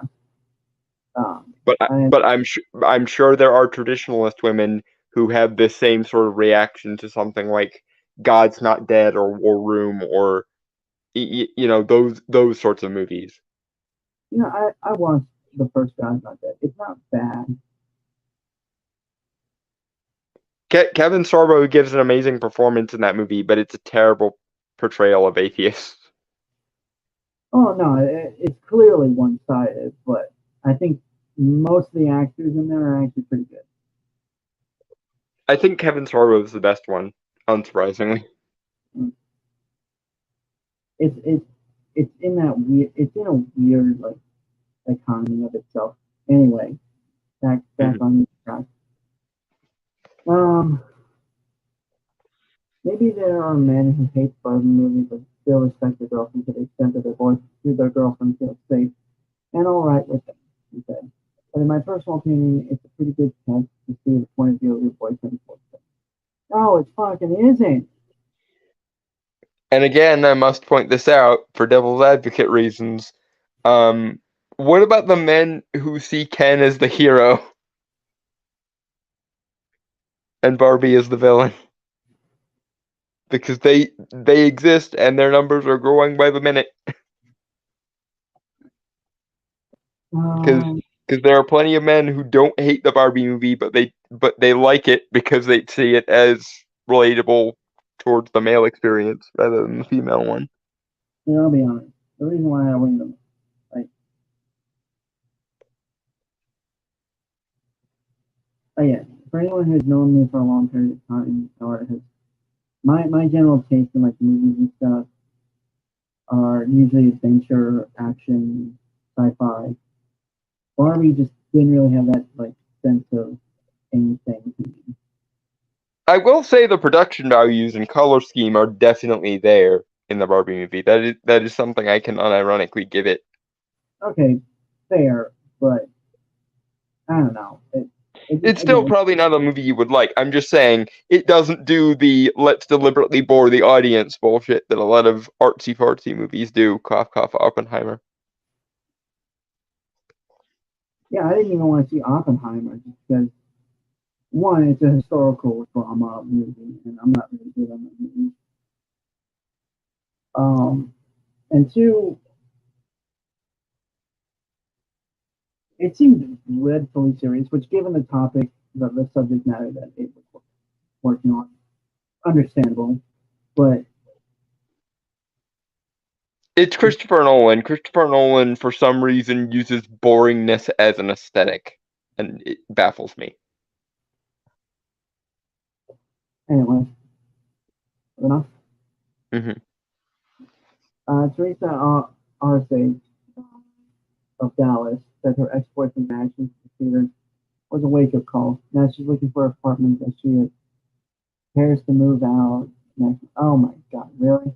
Okay, well, to be fair, it could be a She actually compounding. broke up with someone over this movie.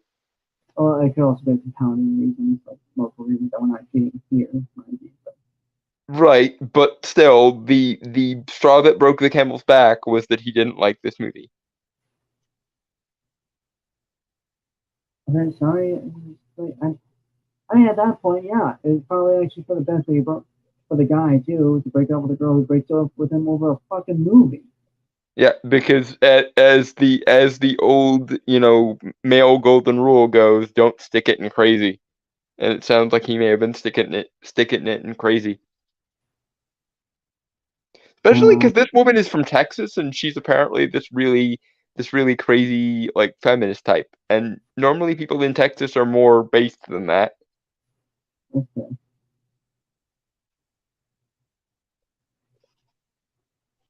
Okay, so there were certain parts where he was like, "Oh, are you crying in dislike and full of shock?" And it just really upset me that RJ, who opened up about a breakup on Twitter, his reaction to Barbie just really took me aback. This isn't the kind of partner that I want. Okay, so I want to point this out. Okay, Avatar: The Way of Water. For the emotional scenes, I didn't feel a damn thing because, uh, well, It's a no, bad movie. actually, for that one, I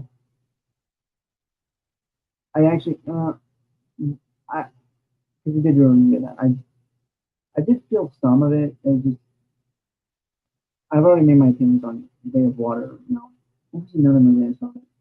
Right, The Flash. That was supposed to have a heart to it, but I didn't feel a damn thing when we had the scene with the mom because it didn't feel earned. That could be also a thing. And mind you, that actually surprised me when he told me that because I watched it and I went, "Oh, I'm sure Brainstorm will like these scenes." They didn't feel earned. I'm sorry. Like, they don't feel earned. There's not enough time given to them to properly emotionally connect with the characters. Uh, and the characters are very paper thin, I'll be honest. Hmm. And there's no breathing, you know? Hmm. It's just, and then, and then, and then, and then, and then, and then, you know? But, Okay, and the movie I saw. Cue the line from Dude, Where's My Car? No, and then. Yeah, but You probably haven't seen that movie, but no, I've trust seen me. it. I've seen it. You realize I'm in this weird middle ground of millennial and Gen Z, right? Yes, but I can never tell what obvious like mainstays of popular culture you will or will not have seen. Yes, I have seen it, and I've seen American Pie. I've seen its spin-offs and its sequels. See, I haven't bothered with the American Pie franchise. That's my one of like I could never get into them. Fair enough. They're not that. They're pretty stupid. I'll be honest. They're. I'm gonna be honest. They're effectively softcore porn. And honestly, if I want frat bro humor, I'll just watch like Revenge of the Nerds again. Yeah. Um.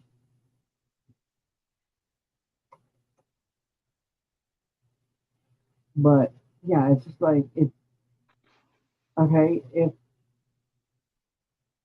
again, it's like if it doesn't do mainly I'm looking at this from a guy who's actually done writing and wanting to work who wants to work in filmmaking and stuff, which is how I Mm-hmm. use movies.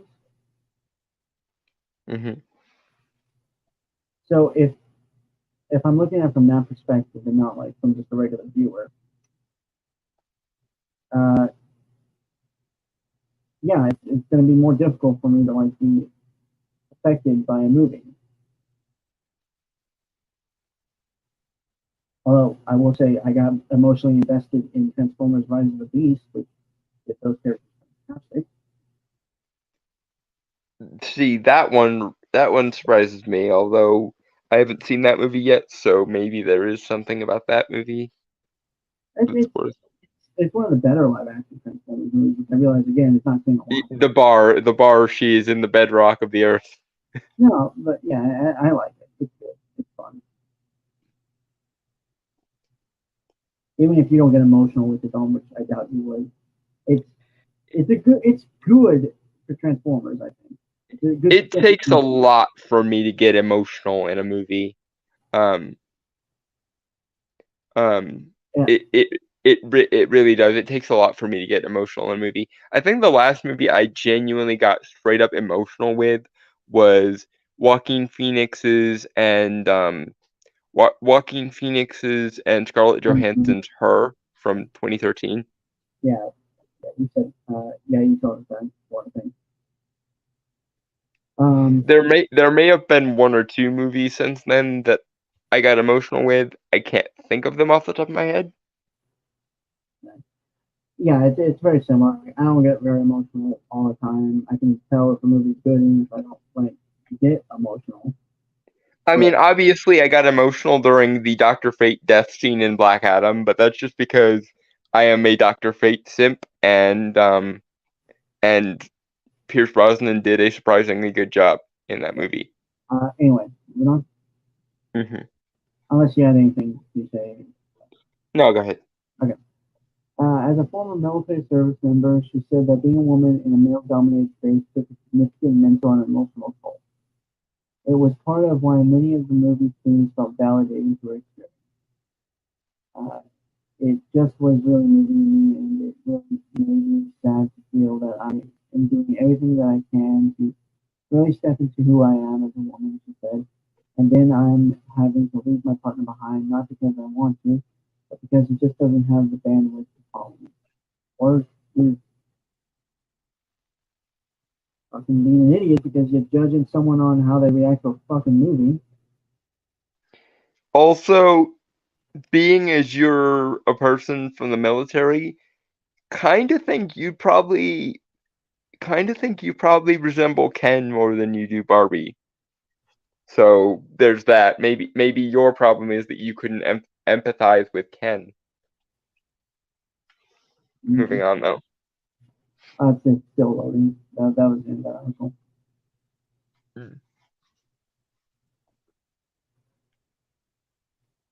And I think that's the last Barbie article for. No. Is it? The Collider one. Oh, right, the reactions to Barbie prove Barbie's point thing. Okay, so one more, and Okay. unless there is something extremely unless there's something extremely um noteworthy in an article about it or something, I will we will limit things to the one more. No, I'm telling you how much I hate you for this. Yes, yes, you have. And you are free to punch me whenever you feel like it if we ever meet up in real life. Okay. It's from Collider.com. Negative reactions to Barbie only prove the movie's point by Claudia Picado. It published August 2nd, 2023. We have to always be extraordinary, but somehow we're always doing it.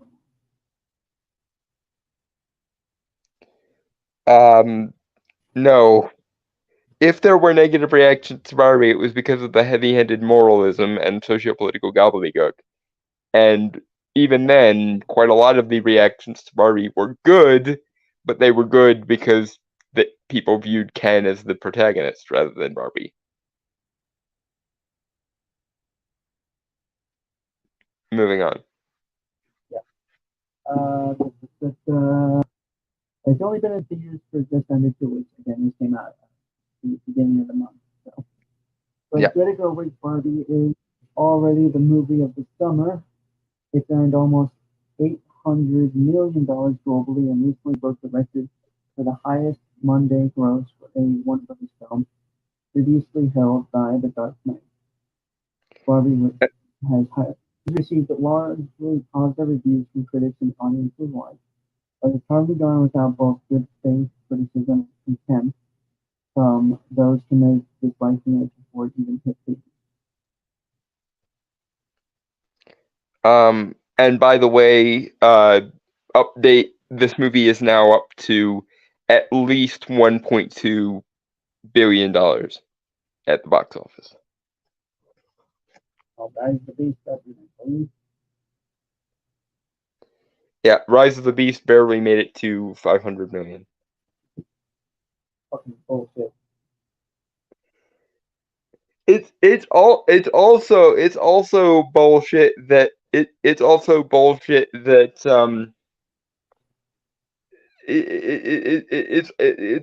also bullshit that so many movies straight up disappear, and yet Barbie is the one that makes it to $1 billion club. But you know, we don't make the rules.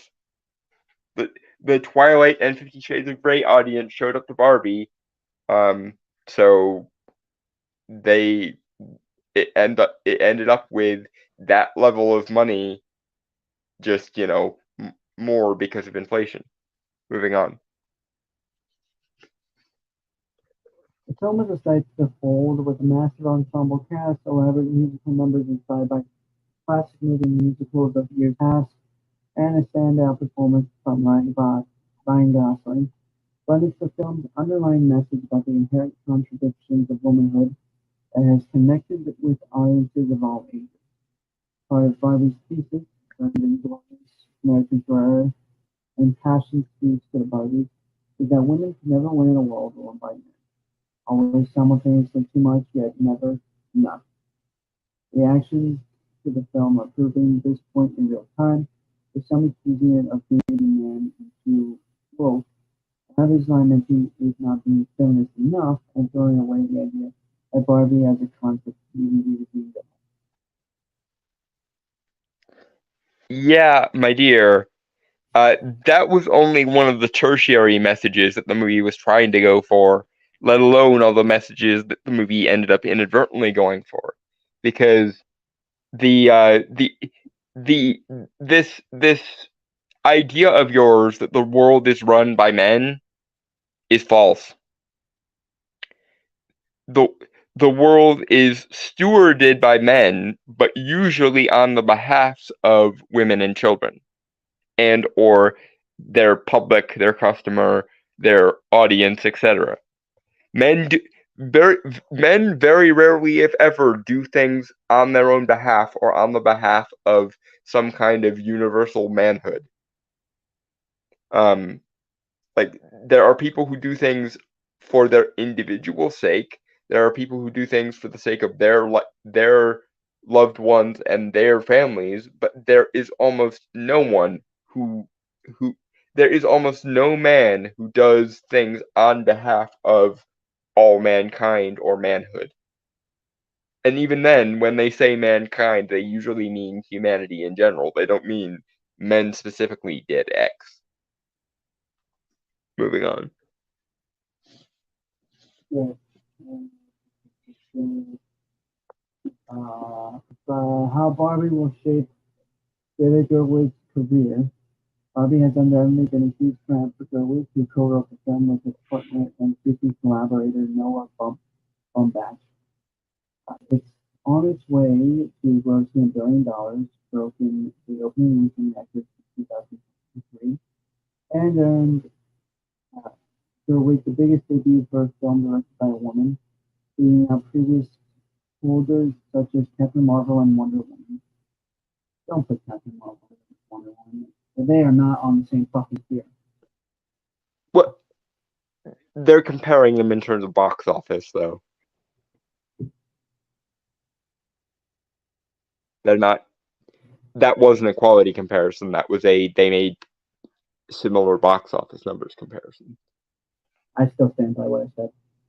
I know, and it is stupid, and it is annoying that everyone like. I even see people saying that people complained about the first Wonder Woman when they didn't, just because. Well, if it's a feminist movie, you must have complained about it. Which, yeah, no, almost no one had a problem with Wonder Woman 1. A lot of people had a problem with Captain Marvel, but almost nobody had a problem with Wonder Woman 1. Third act, but that's kind of Well, but that's not a moral problem. That's a quality problem. yeah. But yeah, no one got morally indignant about Wonder Woman 1. The most Mhm. I the most I ever saw during the lead up to Wonder Woman 1 was there was some controversy over a theater chain. I think it was um Alamo Drafthouse, I think, that decided to have female only screenings of Wonder Woman, which was stupid. Mhm. Yeah. Hmm. But In let's fact, see. well, actually, no. I have one more thing to say. In fact, the only people I did see get angry about Wonder Woman were people complaining that it wasn't feminist enough and that it didn't spend enough time on Themyscira. I mean, Yeah, a part of me could understand that, but yeah, but you didn't look through some of the negative Rotten Tomatoes reviews for that movie. Um, no. But I mean, on a base level, could kind of understand it because Themyscira was actually a pretty cool place. right, but that's not why the journalist I'm thinking of said that it was bad that the movie didn't spend enough time there. They Uh, said, and I'm paraphrasing, Themyscira was a glorious female utopia. If only the men in the rest of the movie didn't have to intervene with it. it, okay, clearly that journalist doesn't know anything about Wonder Woman's story at all. No, no. Anyway, I Hmm. want to sidetrack to shit. All right. Yep. Moving forward. Barbie continues to be a massive commercial success for the already Oscar-nominated director, whose first two solo films, Lady Bird and Little Women, grossed approximately $79 million and $218.9 million. I good for her. I haven't seen those, nor heard of them until now. Yeah, because they were art house hipster bullshit. And one of them was a remake of something that had already been made dozens of times. Huh? Hmm. Hmm. Sorry, it's tight.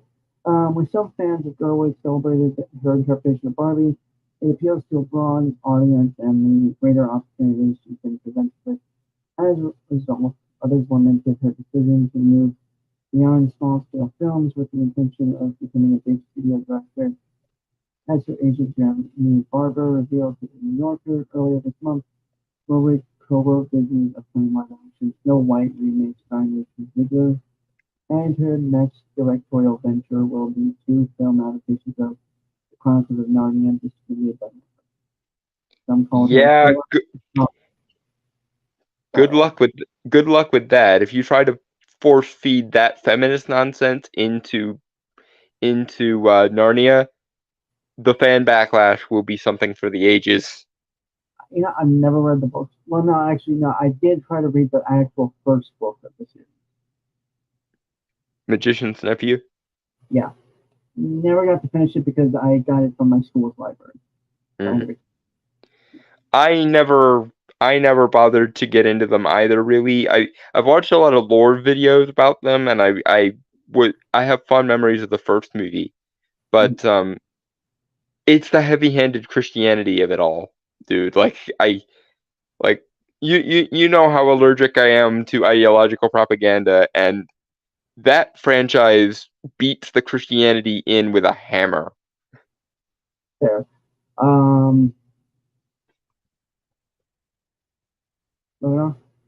Mm-hmm. Some called her a sellout for directing Barbie in the first place, a criticism that was similarly levied against Oscar-winning director Chloe Zhao, followed up her Best Picture winner Nomadland with the Marvel blockbuster Eternal. No blocks were busted by that movie. None. And I wouldn't call Chloe Zhao a sellout for making Eternals. I just call her A bad choice for the purpose of making the movie. Yeah. They should have gone with Robert Rodriguez. It would have saved everyone so much time, and it would have resulted in a better movie.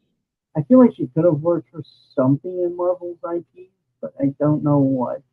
Yeah, no, if I'm trying to think of something she could have excelled at with her standing in fields, being artsy fartsy and pretty thing.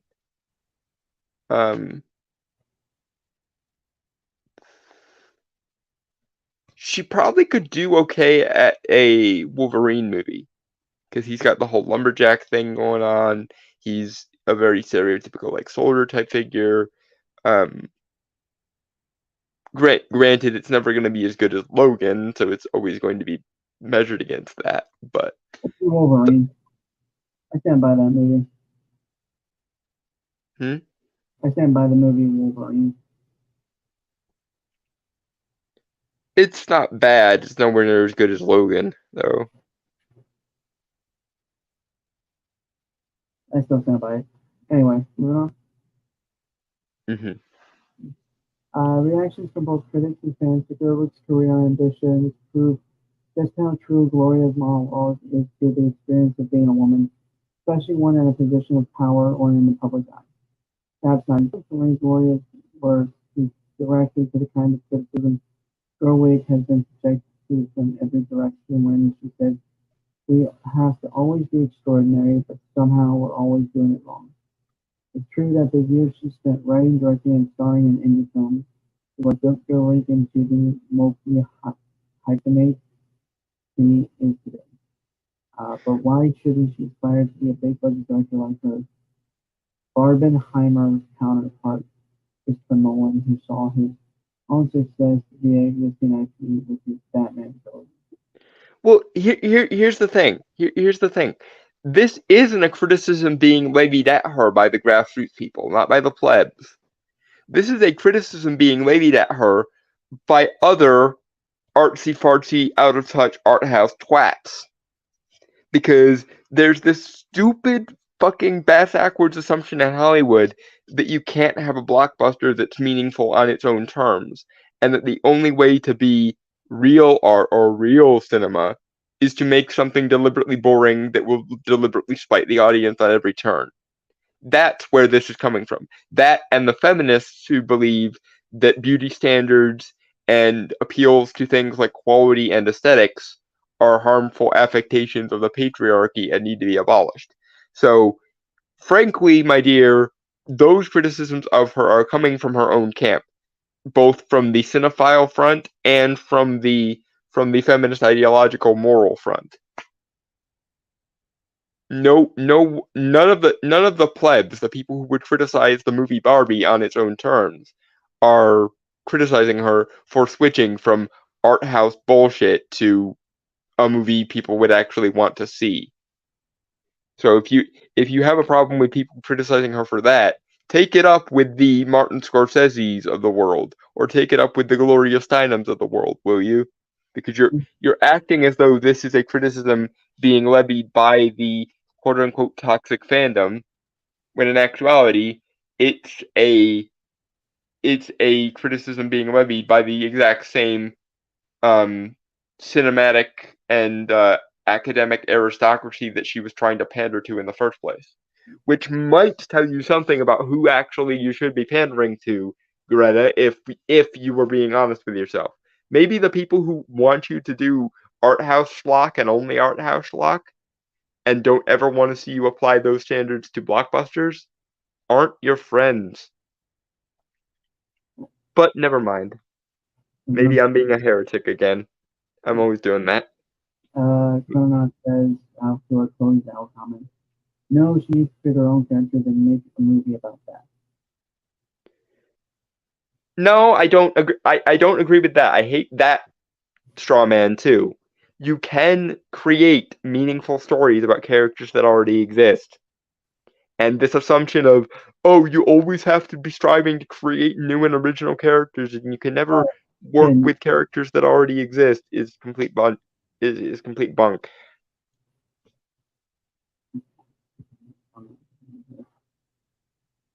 Moving on. Mm-hmm. Barbie offers an introduction to feminist theory.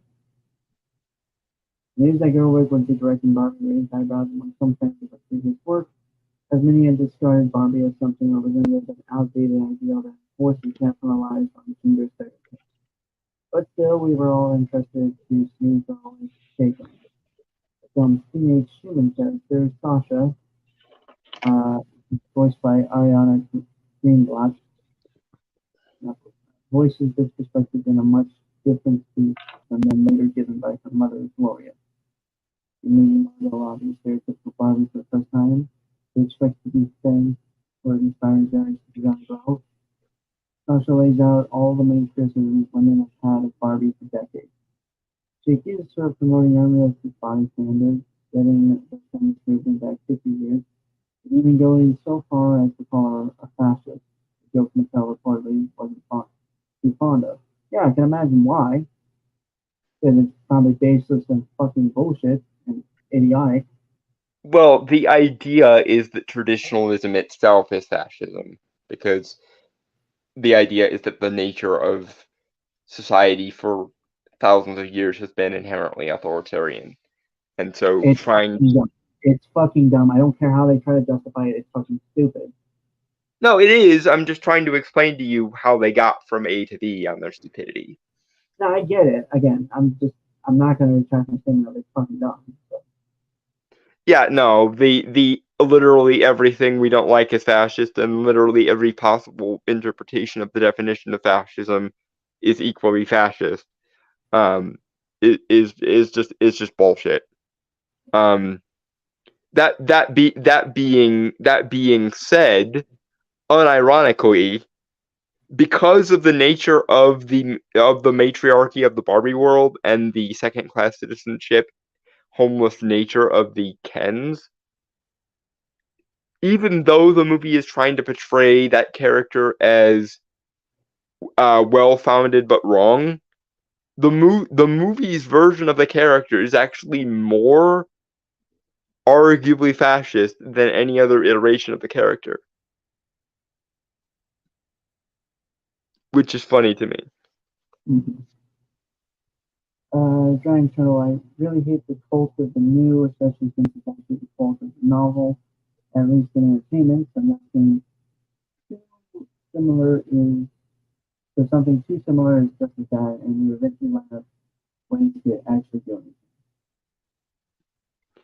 anything. I mean, there is still always going to be room for making new things, but the idea that you shouldn't ever strive to adapt or do a pastiche of or reinvent or reinvigorate things that already exist is just silly. Can I say something? It's kind of something I say all the time. When it comes to like writing things, it's like, um, so everything is kind of already been created in this point in terms of like fiction, stories, and archetypes and all that. So really you can make your argument that there isn't anything original at this point. What the best thing you can do as a creative is take the ideas and try to put your own spin on them, like ideas that you thought of that you could play with them. Well, you're not making anything original per se. You are at least contributing to uh, uh, you are contributing to something. In other words, originality is nowhere near as important as quality. Yeah.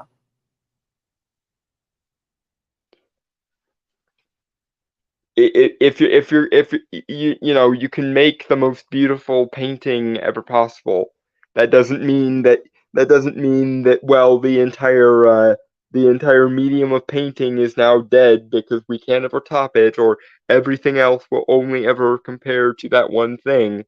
It means that the variable in question, the important bit, is quality. So whatever you do, whatever bits and pieces you take from different things, one, try your darndest not to plagiarize if you can avoid it, and two, make something that is inherently worthwhile for its own sake, if at all possible. Okay. Yeah. Mm-hmm. Jordan clearly kept in mind the negative baggage tied to Barbie's history in making the film, which has a strong sense of self-awareness, while also honoring creator Ruth Handler's legacy in exploring Barbie and all her contradictions.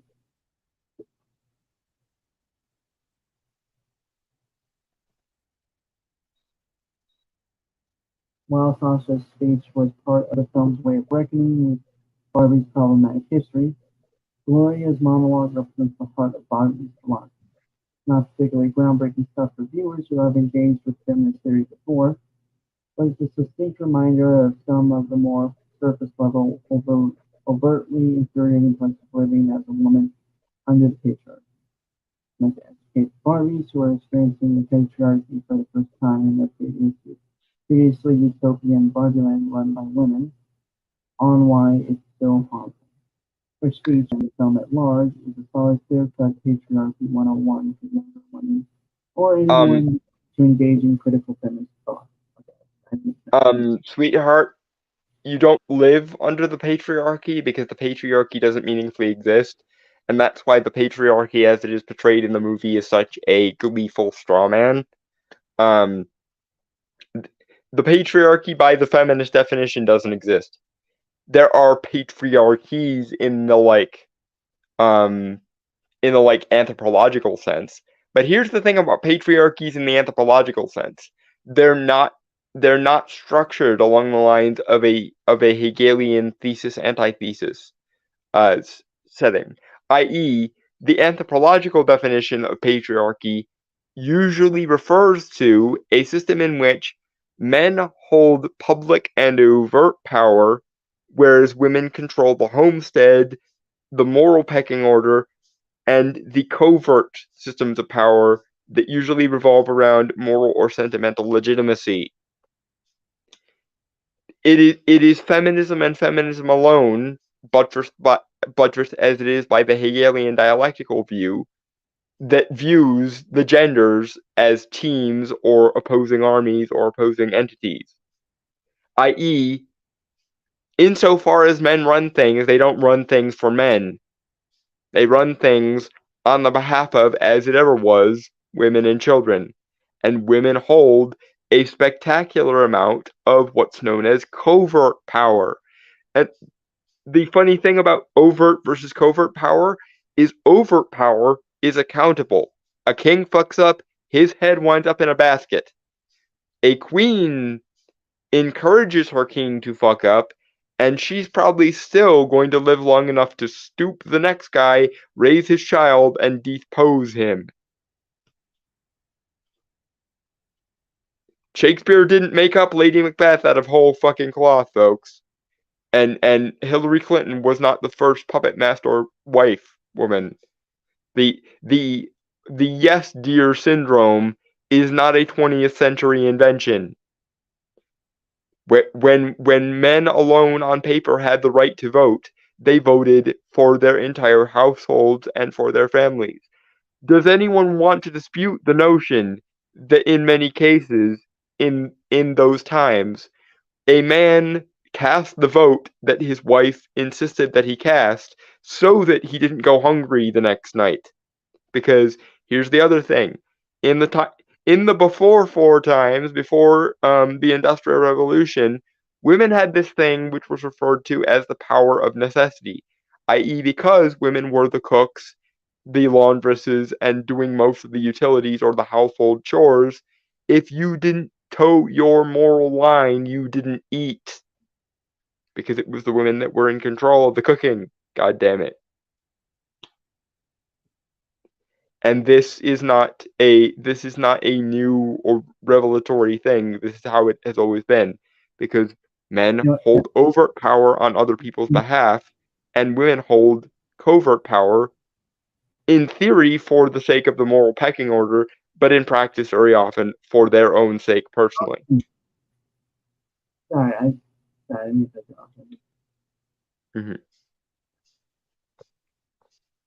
I don't want to be done talking about fucking Barbie. I really do. So, Yep, moving along. the mixed reactions to Barbie prove this point. The variety of reactions to the film itself, especially to its satirical exploration of patriarchy, proves Barbie's point. Conservative reactionaries have unsurprisingly slammed the film for its wokeness, a term regularly misappropriated for the purpose of tearing apart any piece of media made by or starring women, people of color, or any marginalized group. Okay, so I have something to say. Go ahead. One, I do think, I mean, they are generalizing because I think they would consider us conservative, right? I'm sure they would, and I'm sure conservatives would consider us lefties. That's just where we are, I guess. Right. But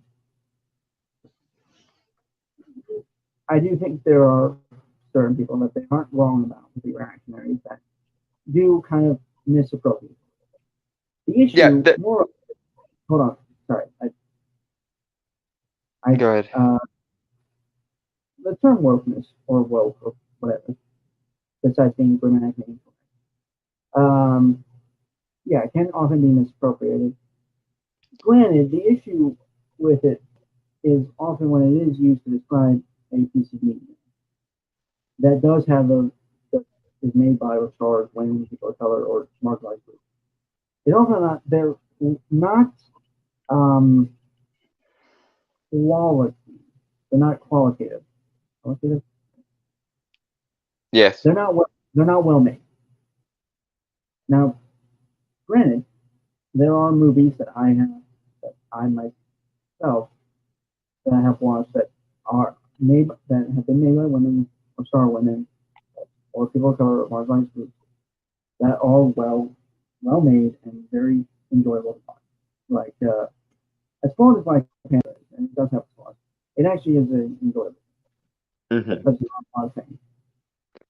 I think the issue with those types of media that get described as woke, that are like truly woke, specifically in the terms of go woke, go broke, is more or less they don't address the issues, more or less, that get people thinking, but instead talk to the viewer. Like it's more or less a soapbox for the creative behind the film to spout to the audience. Okay, there's that, and then there's a couple things that I have to go over. One, that's not what wokeness means. Wokeness doesn't mean, or at least in most contexts, it shouldn't mean anything directed by a woman, person of minority status, whatever. It means the same thing that the term social justice used to mean, which is to say someone who is ideologically affiliated with those things, not just demographically associated with those things. Because in the parlance of social justice, in the parlance of the woke, demographics aren't just incidental things, they are pieces of your identity that correlate to ideological presuppositions. Like blackness is allegedly a thing, gayness is allegedly a thing, and so on and so on and so forth. Those are not true. There is no such thing as blackness. There is no such thing as gayness. There is no such Platonic or Neoplatonic or world soul hive mind that unites all people of a given demographic. And what you mean when you say woke or social justice, I prefer calling it social justice because A, that's actually descriptive, and B, it actually allows us to nail something down when we talk about it. But when you talk about wokeness, when you talk about social justice, when you talk about whatever, you're not talking just about women. You're talking about feminism. You're talking about feminist women, usually, or feminist men, or feminist whomever. I.e., it's not the identity of woman that anyone has a problem with. It's the ideology of feminism. Same thing with gay people. No one complained that Freddie Mercury was gay. No one complains that Dylan B. Hollis is gay. He's one of the most popular TikTokers in the world. And very history focused, all things considered, as well. No one complained about a gay person who's just being gay. They care about people who are ideologically LGBT and who insist on their art correlating with their alleged sociocultural hive mind and or their politics. So that's not what wokeness means. Door number 2 is, of course, yes, there are conservatives who have completely lost the plot on the distinction between things which are made by minorities but not social justice oriented and things which are social justice oriented and so on. There are traditionalists who do hate the Barbie movie for reasons of Ken being a quote unquote simp because they have a very narrow, very dogmatic, very authoritarian moral system that men have to adhere to as well, just like the feminists do, and so on. But putting aside the feminists and the traditionalists for a second, there are just as many men who have alternative perspectives on the Barbie movie that have nothing to do with conservatism or nothing to do with even necessarily opposing social justice, but instead view it differently because the movie actually works better as a pro men's rights movie than it does as a pro feminist movie. Granted, that's largely due to the incompetence of the director trying to create an ideological puff piece when in actuality she created a better movie by viewing it from the other perspective. But that's the thing. One, the number of people who are anti-woke or anti-social justice who are conservative is a fraction of the people who oppose social justice. I am a Bernie Sanders supporter. You know, I was a Bernie bro both times he ran, and my second and third choices were Andrew Yang and Tulsi Gabbard. I'm a Scandinavian style social democrat in terms of policy and a classical liberal or classical libertarian in terms of principle. But the thing is, I also happen to be gay and crippled and a religious minority, but I still oppose social justice, which again, I still find social justice to be a more meaningful and apt phrasing than woke because woke is inherently nebulous. But yeah, I also oppose wokeness or social justice for being the overly authoritarian moral system that it is, and for its need to co-opt literally everything under the sun. But that's not my main perspective with which I view Barbie. I view Barbie largely as a men's rights advocate because the Jonathan, portrayal of Ken is good at summarizing the male experience. And I am certainly nowhere near conservative. So fuck your straw man. All of them. Because there's like 5 different kinds of straw man that I can count, and don't want to go into any further, or else we'll be here all night. Moving on. okay. They are conservative, but not conservative, says Giant Turtle. Oh god, conservative is going to be a meme, isn't it? Oh I dear. can deal with I can sort of deal with Dalton's puns, but not too. I'm not dealing with 2 puns there, Giant Turtle. I'm asking nicely. Please stop. He cannot take it. I just don't respect puns. I find them the lowest form of comedy.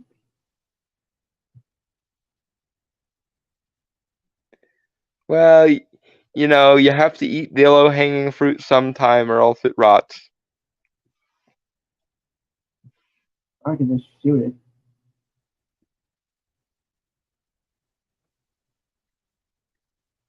That seems like a waste of fruit, but what do I know?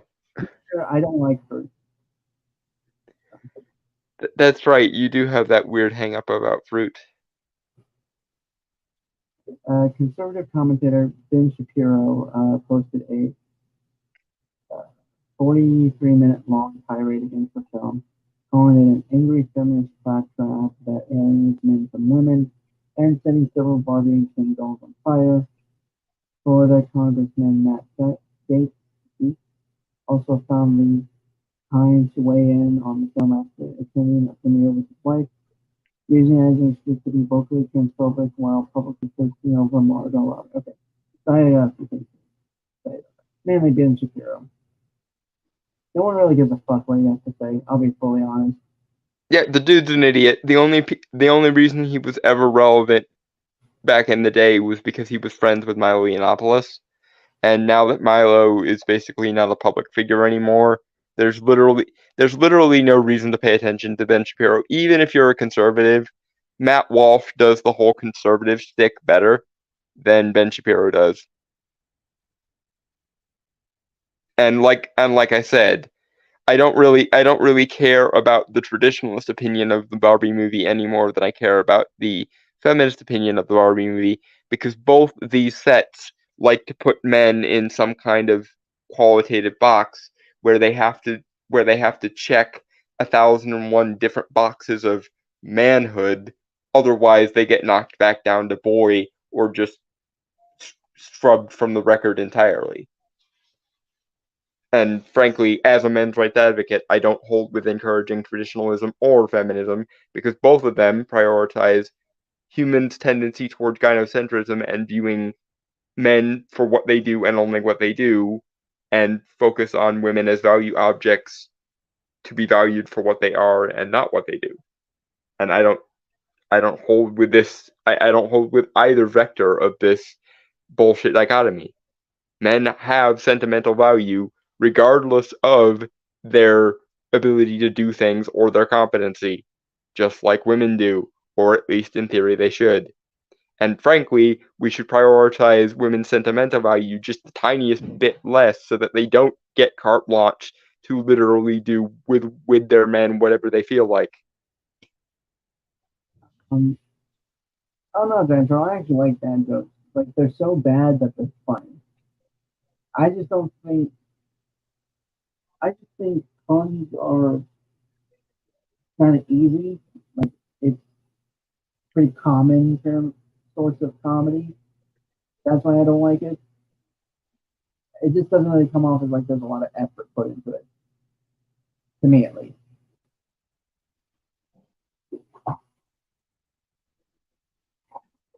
To be fair, I mostly prefer like slapstick and physical comedy than like talking, like you know. So that could also be the divide there. what you're saying is you're literally a stooge. Oh yeah, I grew up on Three Stooges.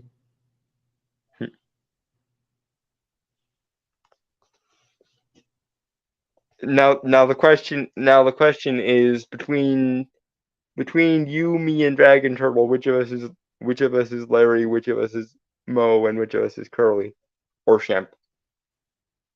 I like Shemp better than Curly. Don't at me.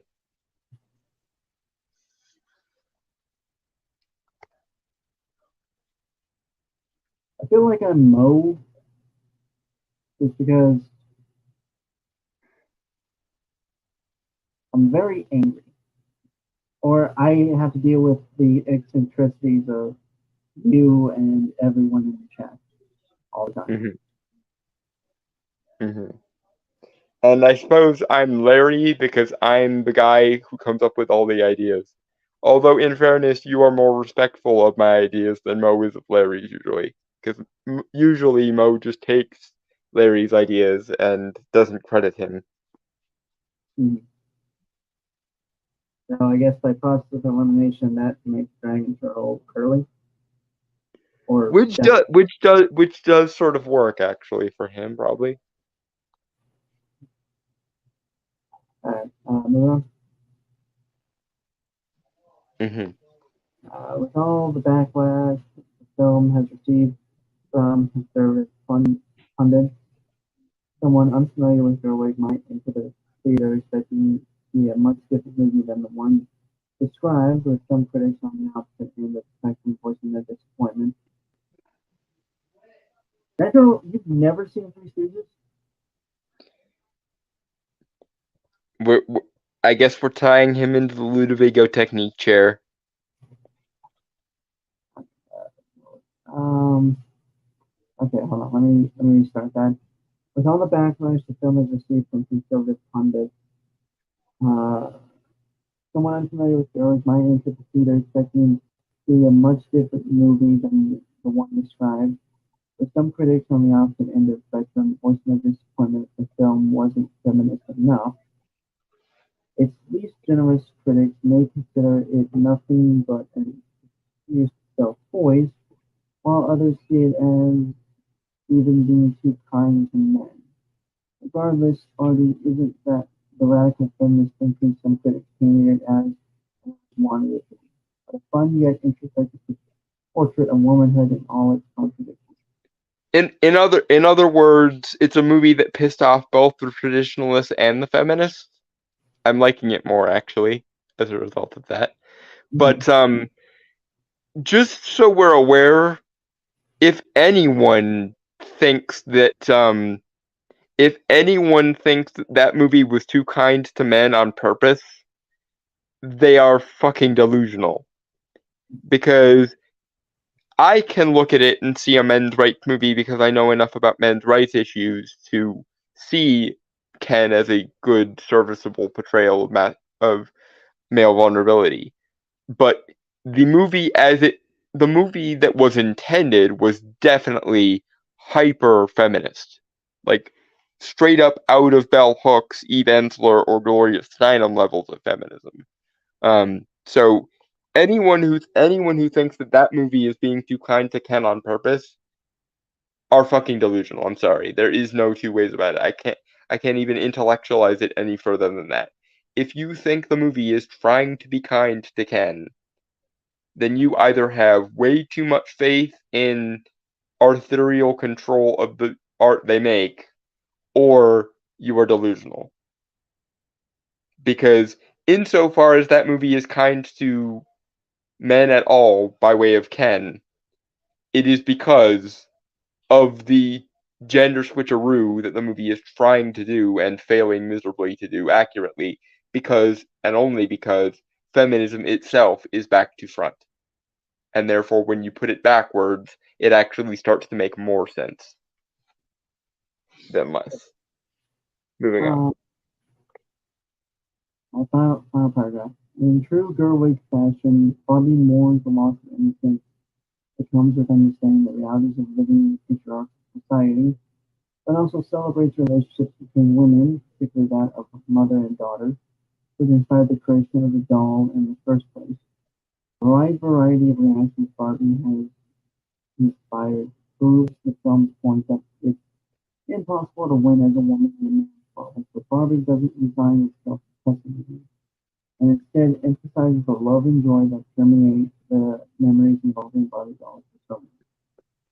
I can't believe I've missed this many times, but dear women who watch the Barbie movie and think of it as a massively relatable street on how hard it is to be a woman, um, women don't have a monopoly on it being difficult and sometimes contradictory to be or to serve their gender role. Men have the exact same shit, frankly, because if you're not quote unquote manly enough, then you're undesirable and an incel and a beta male and a insecure toxic man baby and a man child and so on. But if you actually embrace traditional masculinity, you're seen as toxic, violent, rapey, etc., etc., etc.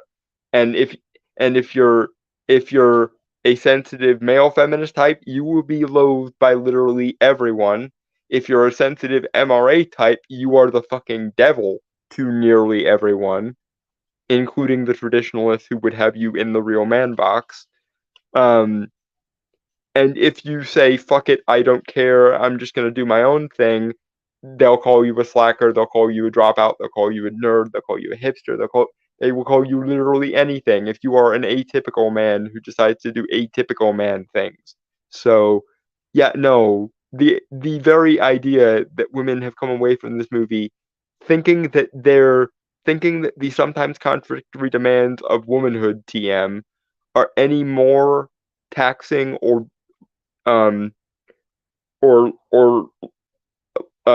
more befuddling than the various contradictions of having to be a real man CM. They don't know anything about male life experience and or they simply don't care enough to empathize with it. Because here's the thing, it is hard to be a human, to be an individual, to be a person. It is not uniquely hard to be a woman or even in some ways uniquely hard to be a man. It is uniquely hard to be a human being because being a person is a very complicated, very elaborate, very individualized thing that most of us spend a good 90 to 98% of our lives trying to figure out how we as individuals want to actualize ourselves as individuals. And some of us, as you can see, don't even get that far. They get bogged down in collective identity rather than figuring out who they are as an individual agent in the world. But the fact that you can look at this problem of the difficulties of being a person, ignore any difficulties for men, and see it only as the difficulty of being a woman means you are probably a narcissistic, navel gazing cunt who needs to learn that men are human too. Put simply.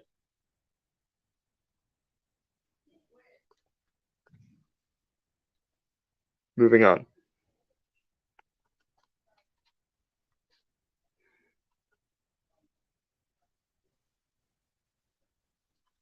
For some reason, I muted myself by accident. So yeah, we're moving on to the last thing, which is our positive thing, which is what I found. Because yes, I don't like us ending on some stupid shit.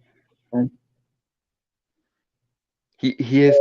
He has taken up his position as the finder of positive things. So I actually stumbled upon this a couple days ago. The teaser trailer for Scott Pilgrim, the animated series, I guess you could call it, or yeah, I the didn't even thing. realize they were making this. I didn't even realize I this did was a not. thing. I literally like just by chance I opened up YouTube and it's in my recommended feed. So yeah, so they're making an anime series, which makes me think we're going to take a lot more inspiration from the book than the movie. And the book is somewhat different from what I understand. I actually want to read it just because I've heard. They're both very uniquely weird pieces of of hipsterism, basically. It's actually good hipsterism, which is weird saying because I despise it. I Yeah, despise no, it. it can be done though. If you do it right, you can make hipsterism compelling. Granted, I Which will. I think kind of our. I mean, I want to say show of hands, but just say I if the movie from like 2009 or the Edgar Wright movie. yeah, the Edgar Wright movie, the live action one, was kind of your foray into Scott Pilgrim versus the World. I remember looking into the comic after I saw the movie for the first time, but yeah, Yeah, it was my first foray into the wacky world of Scott Pilgrim. that movie has no right to be as good as it is. No, it doesn't. It's a very weird little movie. Like I don't know exactly how it works, but it it does. Yeah, like Even though literally every character in it is a selfish, narcissistic little shit. yeah. Apparently, the the movie and the book were being made like the graphic novel was being made concurrently as well. So I think there are, Hmm. which I find really interesting. Although Game of Thrones did that too. But, Hmm. um, I will say Scott Pilgrim is how you do like video game adaptation and anime live action as well. Or certainly, or at the very least, it is something that anime adaptations and video game adaptations should take cues from. Yeah, yeah. Like so, like, I don't. It's weird Along how with like, along with like Jumanji 2, Free Guy, Hardcore Henry, trying to think of some other ones that did Lita the. Battle, Hmm? uh, um, Lita Battle Yeah, Angel was really Alita Battle Angel, um, Detective Pikachu, the Sonic movie, and of course the most recent Super Mario. Like video game movies are coming up on their moment in the sun. I think they are where they right now are roughly where comic book movies were when the first like X-Men and Spider-Man movies came out. So Mhm. like um, I think video game movies are gonna have their moment here pretty soon. right. Gran Turismo, never seen it, only know it from that song about it ruining a generation. I only know that from the controversy and the means of having to beat evil actors with that. Yeah, it's the same thing. I don't know if the Oh, song. that song! I fucking love that song. That song is great. I I don't know. I don't know what that is. You, okay, we're gonna before we get to the thing, we're gonna have to see Brainstormer's first reaction to the song, um, live on stream. Um, type go to YouTube and type in, Scott Pilgrim ruined a generation. Okay, give me a second.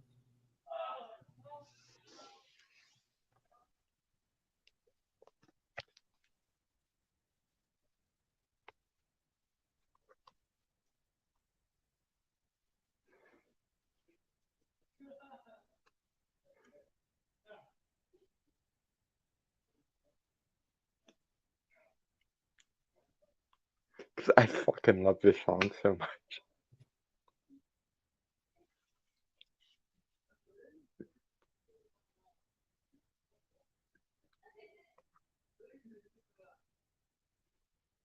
Okay. Hmm? Scott Pilgrim ruined the whole generation. Yes.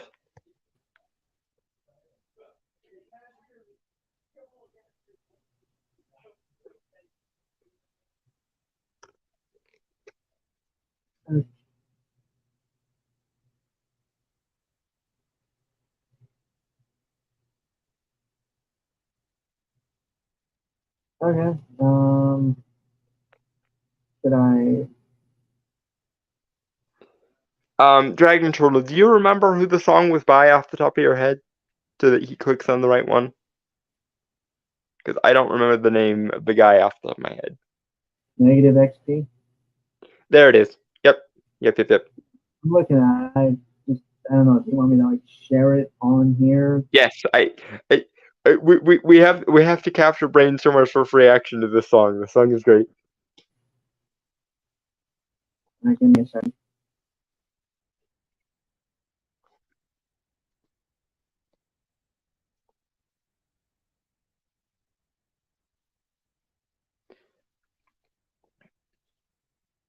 No problem, Dragon Turtle. We found it anyway. I believe it. Yeah, I believe it is Negative XP. That is the guy who made the song.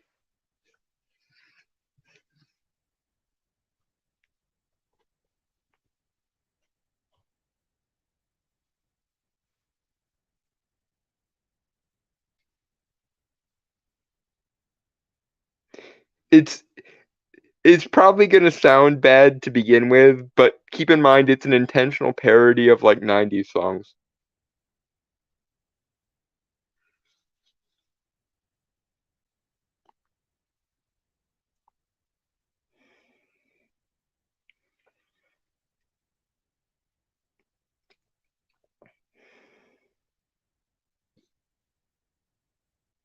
Okay.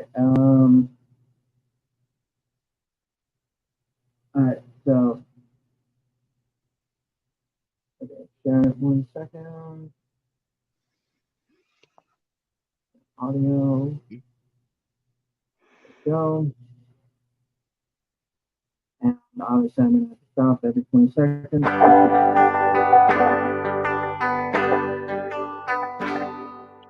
BBD and ecstasy, conceited with no self-esteem. She's a teenage dream if you hate yourself. Bright-dyed hair and obnoxious clothes. Thinks communism is the. I'm feeling that.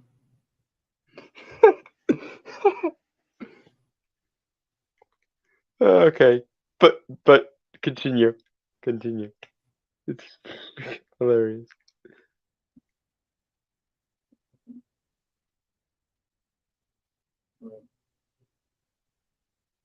Communism is the way to go. She's a whore, a dime a dozen Jezebel.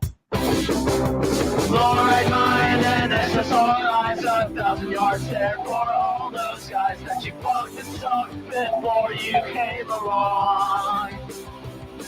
Retarded view.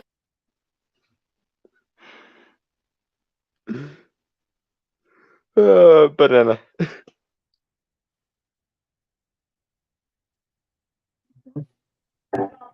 On politics, likes to listen to shitty music. She drinks and smokes and comes out of a dirty bong. She saw Ramona Flowers and felt so empowered by a movie made in Hollywood.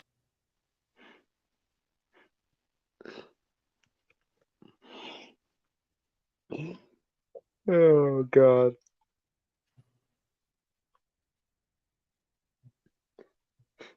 But I'm more just confused. it's trying to make fun of all the hipster chicks who think that Ramona Flowers is their self-insert by putting it in a song that those exact kind of people would listen to. Okay.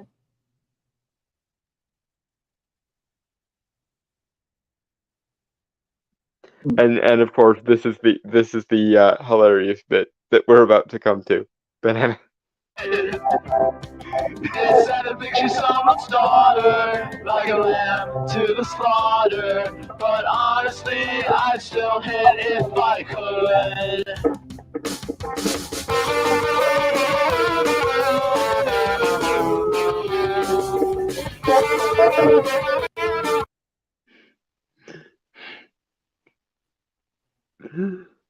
Oh God.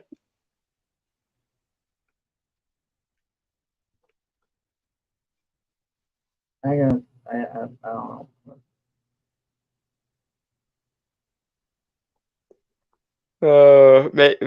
Maybe you're just too young to remember this era of music, or this kind of hipster chick. Probably. Anyway, I mean, because I don't want to get sidetracked too much. Yeah, back to the actual trailer. So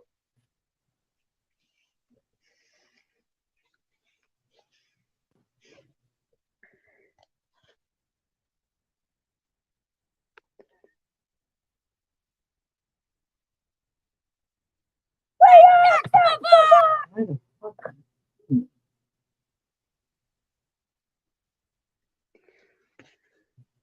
I'm not gonna use neuromancy on him just because he didn't laugh.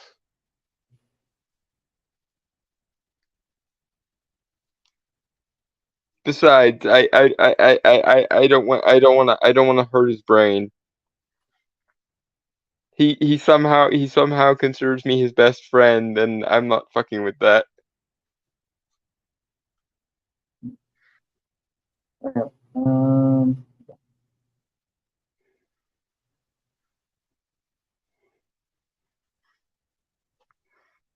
so it's only a minute and 7 seconds. Is there a Scott Pilgrim specific food? Um, Actually, you know what? No, soy milk, because vegan. Oh yeah, I remember. I remember that. I remember that. So soy milk. Also, that was a very star-studded cast for that movie. I'm just realizing that. Actually. Yeah, like I think because each of the individual X's weren't on screen for very long, so they could do the shoot really quickly, and a lot of them were like, this was a movie they were in before they really hit it big. Like this this was one of the last things that Chris Evans was in before he bulked up for Captain America and stuff. Um, and of course Brandon Routh, even though he probably should have been bigger, and even though if they had just done a reboot of Superman instead of trying to make it a continuation of the Reeves movies, he probably would have been a better Superman. Um, Mhm. he never really did hit it big, so he can be afforded and stuff. So yeah, I guess it was just one of those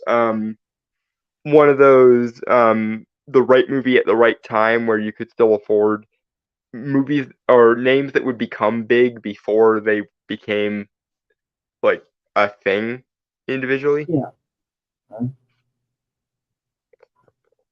Uh,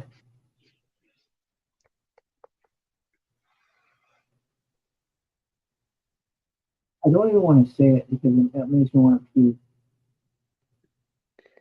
Here, I'll do it. Soy milk.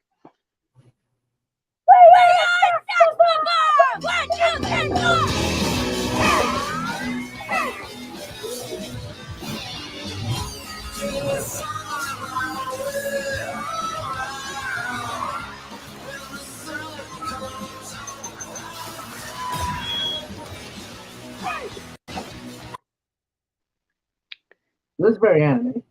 I want that. Yeah, it also has a very 90s vibe. Like I could see this being something like Freaks and Geeks or Daria type thing, which is exactly Yeah. the kind of tone you want to go for Scott Pilgrim. So good on you. Okay, so because I remember hearing the voice of like the drummer lady, Kim. Hmm. I think they have the original cast voice, like from the movie, voicing these characters. Well, yeah, I mean, it's not like most of the actors for Scott Pilgrim do have a fondness for this movie, and it is probably the biggest movie in Michael Cera's entire career. So it wouldn't surprise me if they came back. It is weird that he. I haven't seen Michael Cera in a while. He was in the Barbie movie, by the way. He played Alan, Ken's best friend. Well, I don't do a lot of things. Well, because he's not exactly what you'd call a likable or a likable actor, is he? Like he doesn't he comes off as perpetually a teenager, which I guess works for the kind of roles he gets, but it doesn't really leave much of an impression on you. Yeah. He's one of those actors who was stuck in puberty for like 20 years. You know what's weird? I don't know if anyone knows this anime, but Fooly Cooly. Not off the top of my head. I'm kind of getting these started. Like it had like a very punk rock kind of grunge kind of style to it. Yeah, like I say, it's very 90s. It's very like Daria meets Freaks and Geeks. An anime, like killing an anime. Yeah, which is also itself very 90s because let he who is the millennial or Zoomer who didn't grow up on Toonami cast the first stone. But I am wondering if they're going to be more adapting the book because it's supposed to take place over a year, or the movie takes place over a week. I imagine so. I imagine they're gonna kind of try to mix them together, like kind of like the Doctor Sleep movie, mix together the book and the mix together being a adaptation of the book that was a sequel to the Shining book, but also was kind of an airsat sequel to the Stanley Kubrick Shining. I imagine they're gonna try and mix together both of them so that it's kind of a sequel to the movie and kind of a sequel or kind of a adaptation / continuation of the book. Also, I want to point out this is actually really great anime. Well, like I almost expected it to be kind of not. Yeah, no, like I say it's very reminiscent of the 90s, but I'm not saying that to be dismissive. I'm saying that as a compliment because the more we get into the 2020s, the more I viscerally view the 90s as a utopia that I would love to return to. You know what it also kind of reminds me of? Ren and Stimpy. A little bit. Art style wise or tone? Tone. Although there seems to be at least a little bit of it in the art style too. Yeah. Oh, I think this is again like directly adapted from the book, like the art style. Mm-hmm. Maybe a little bit different, just for animation wise, but yeah. I just hope they don't try to modernize it too much, because that could easily tank this. But if they literally do treat it like a time capsule of the 90s, then I will be all in for it. Which is weird because if I remember correctly, like the comic itself came out. It's made, like mid to late 2000s. Yeah, no, it was definitely late to the punk party, and it was satirizing like the punk and goth movements and stuff. But yeah, it actually managed to be like one of the last dying gasps of like 90s-ism, for lack of a better term. Anyway, yeah, soy milk. yeah.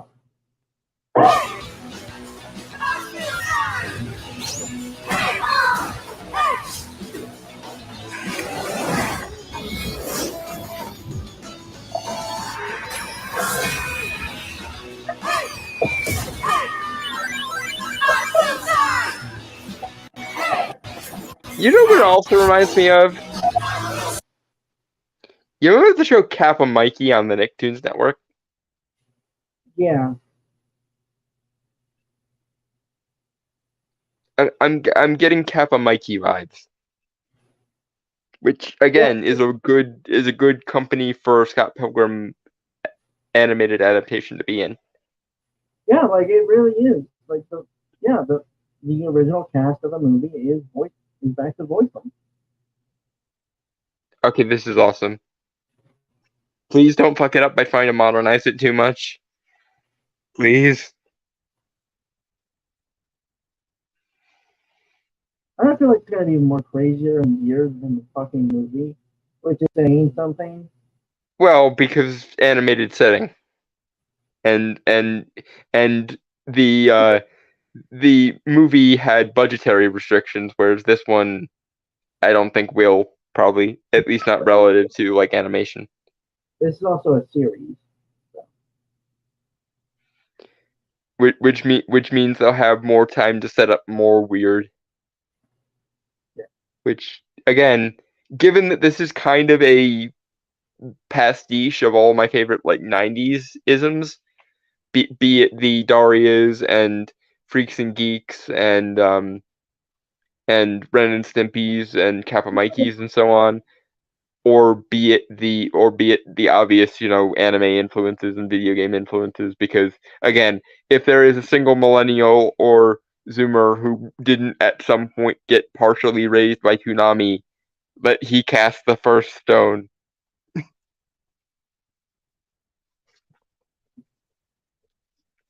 Yeah, and there's some anime vibes, like I said, fully coolly earlier. I was on Adult Swim during Tsunami, like, I don't know how long ago.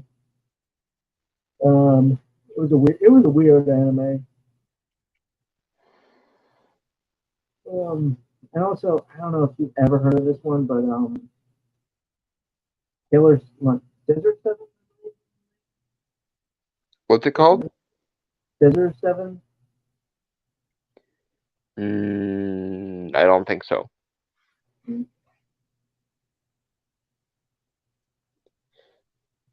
Anyway, shall we soy milk?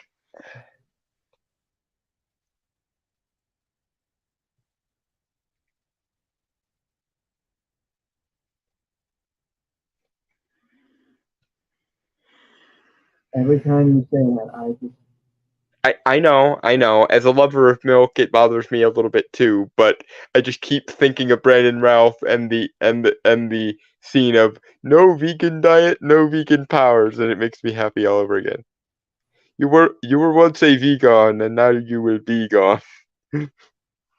Like it's so shitty and so like it's so off sounding, but it's deliberate, and it's Michael Cera like channeling his own inner like overly dramatic doofus, and it works.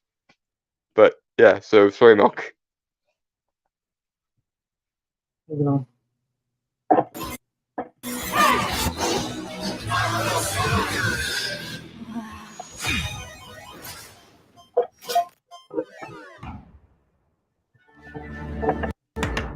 Yeah, a day after my birthday.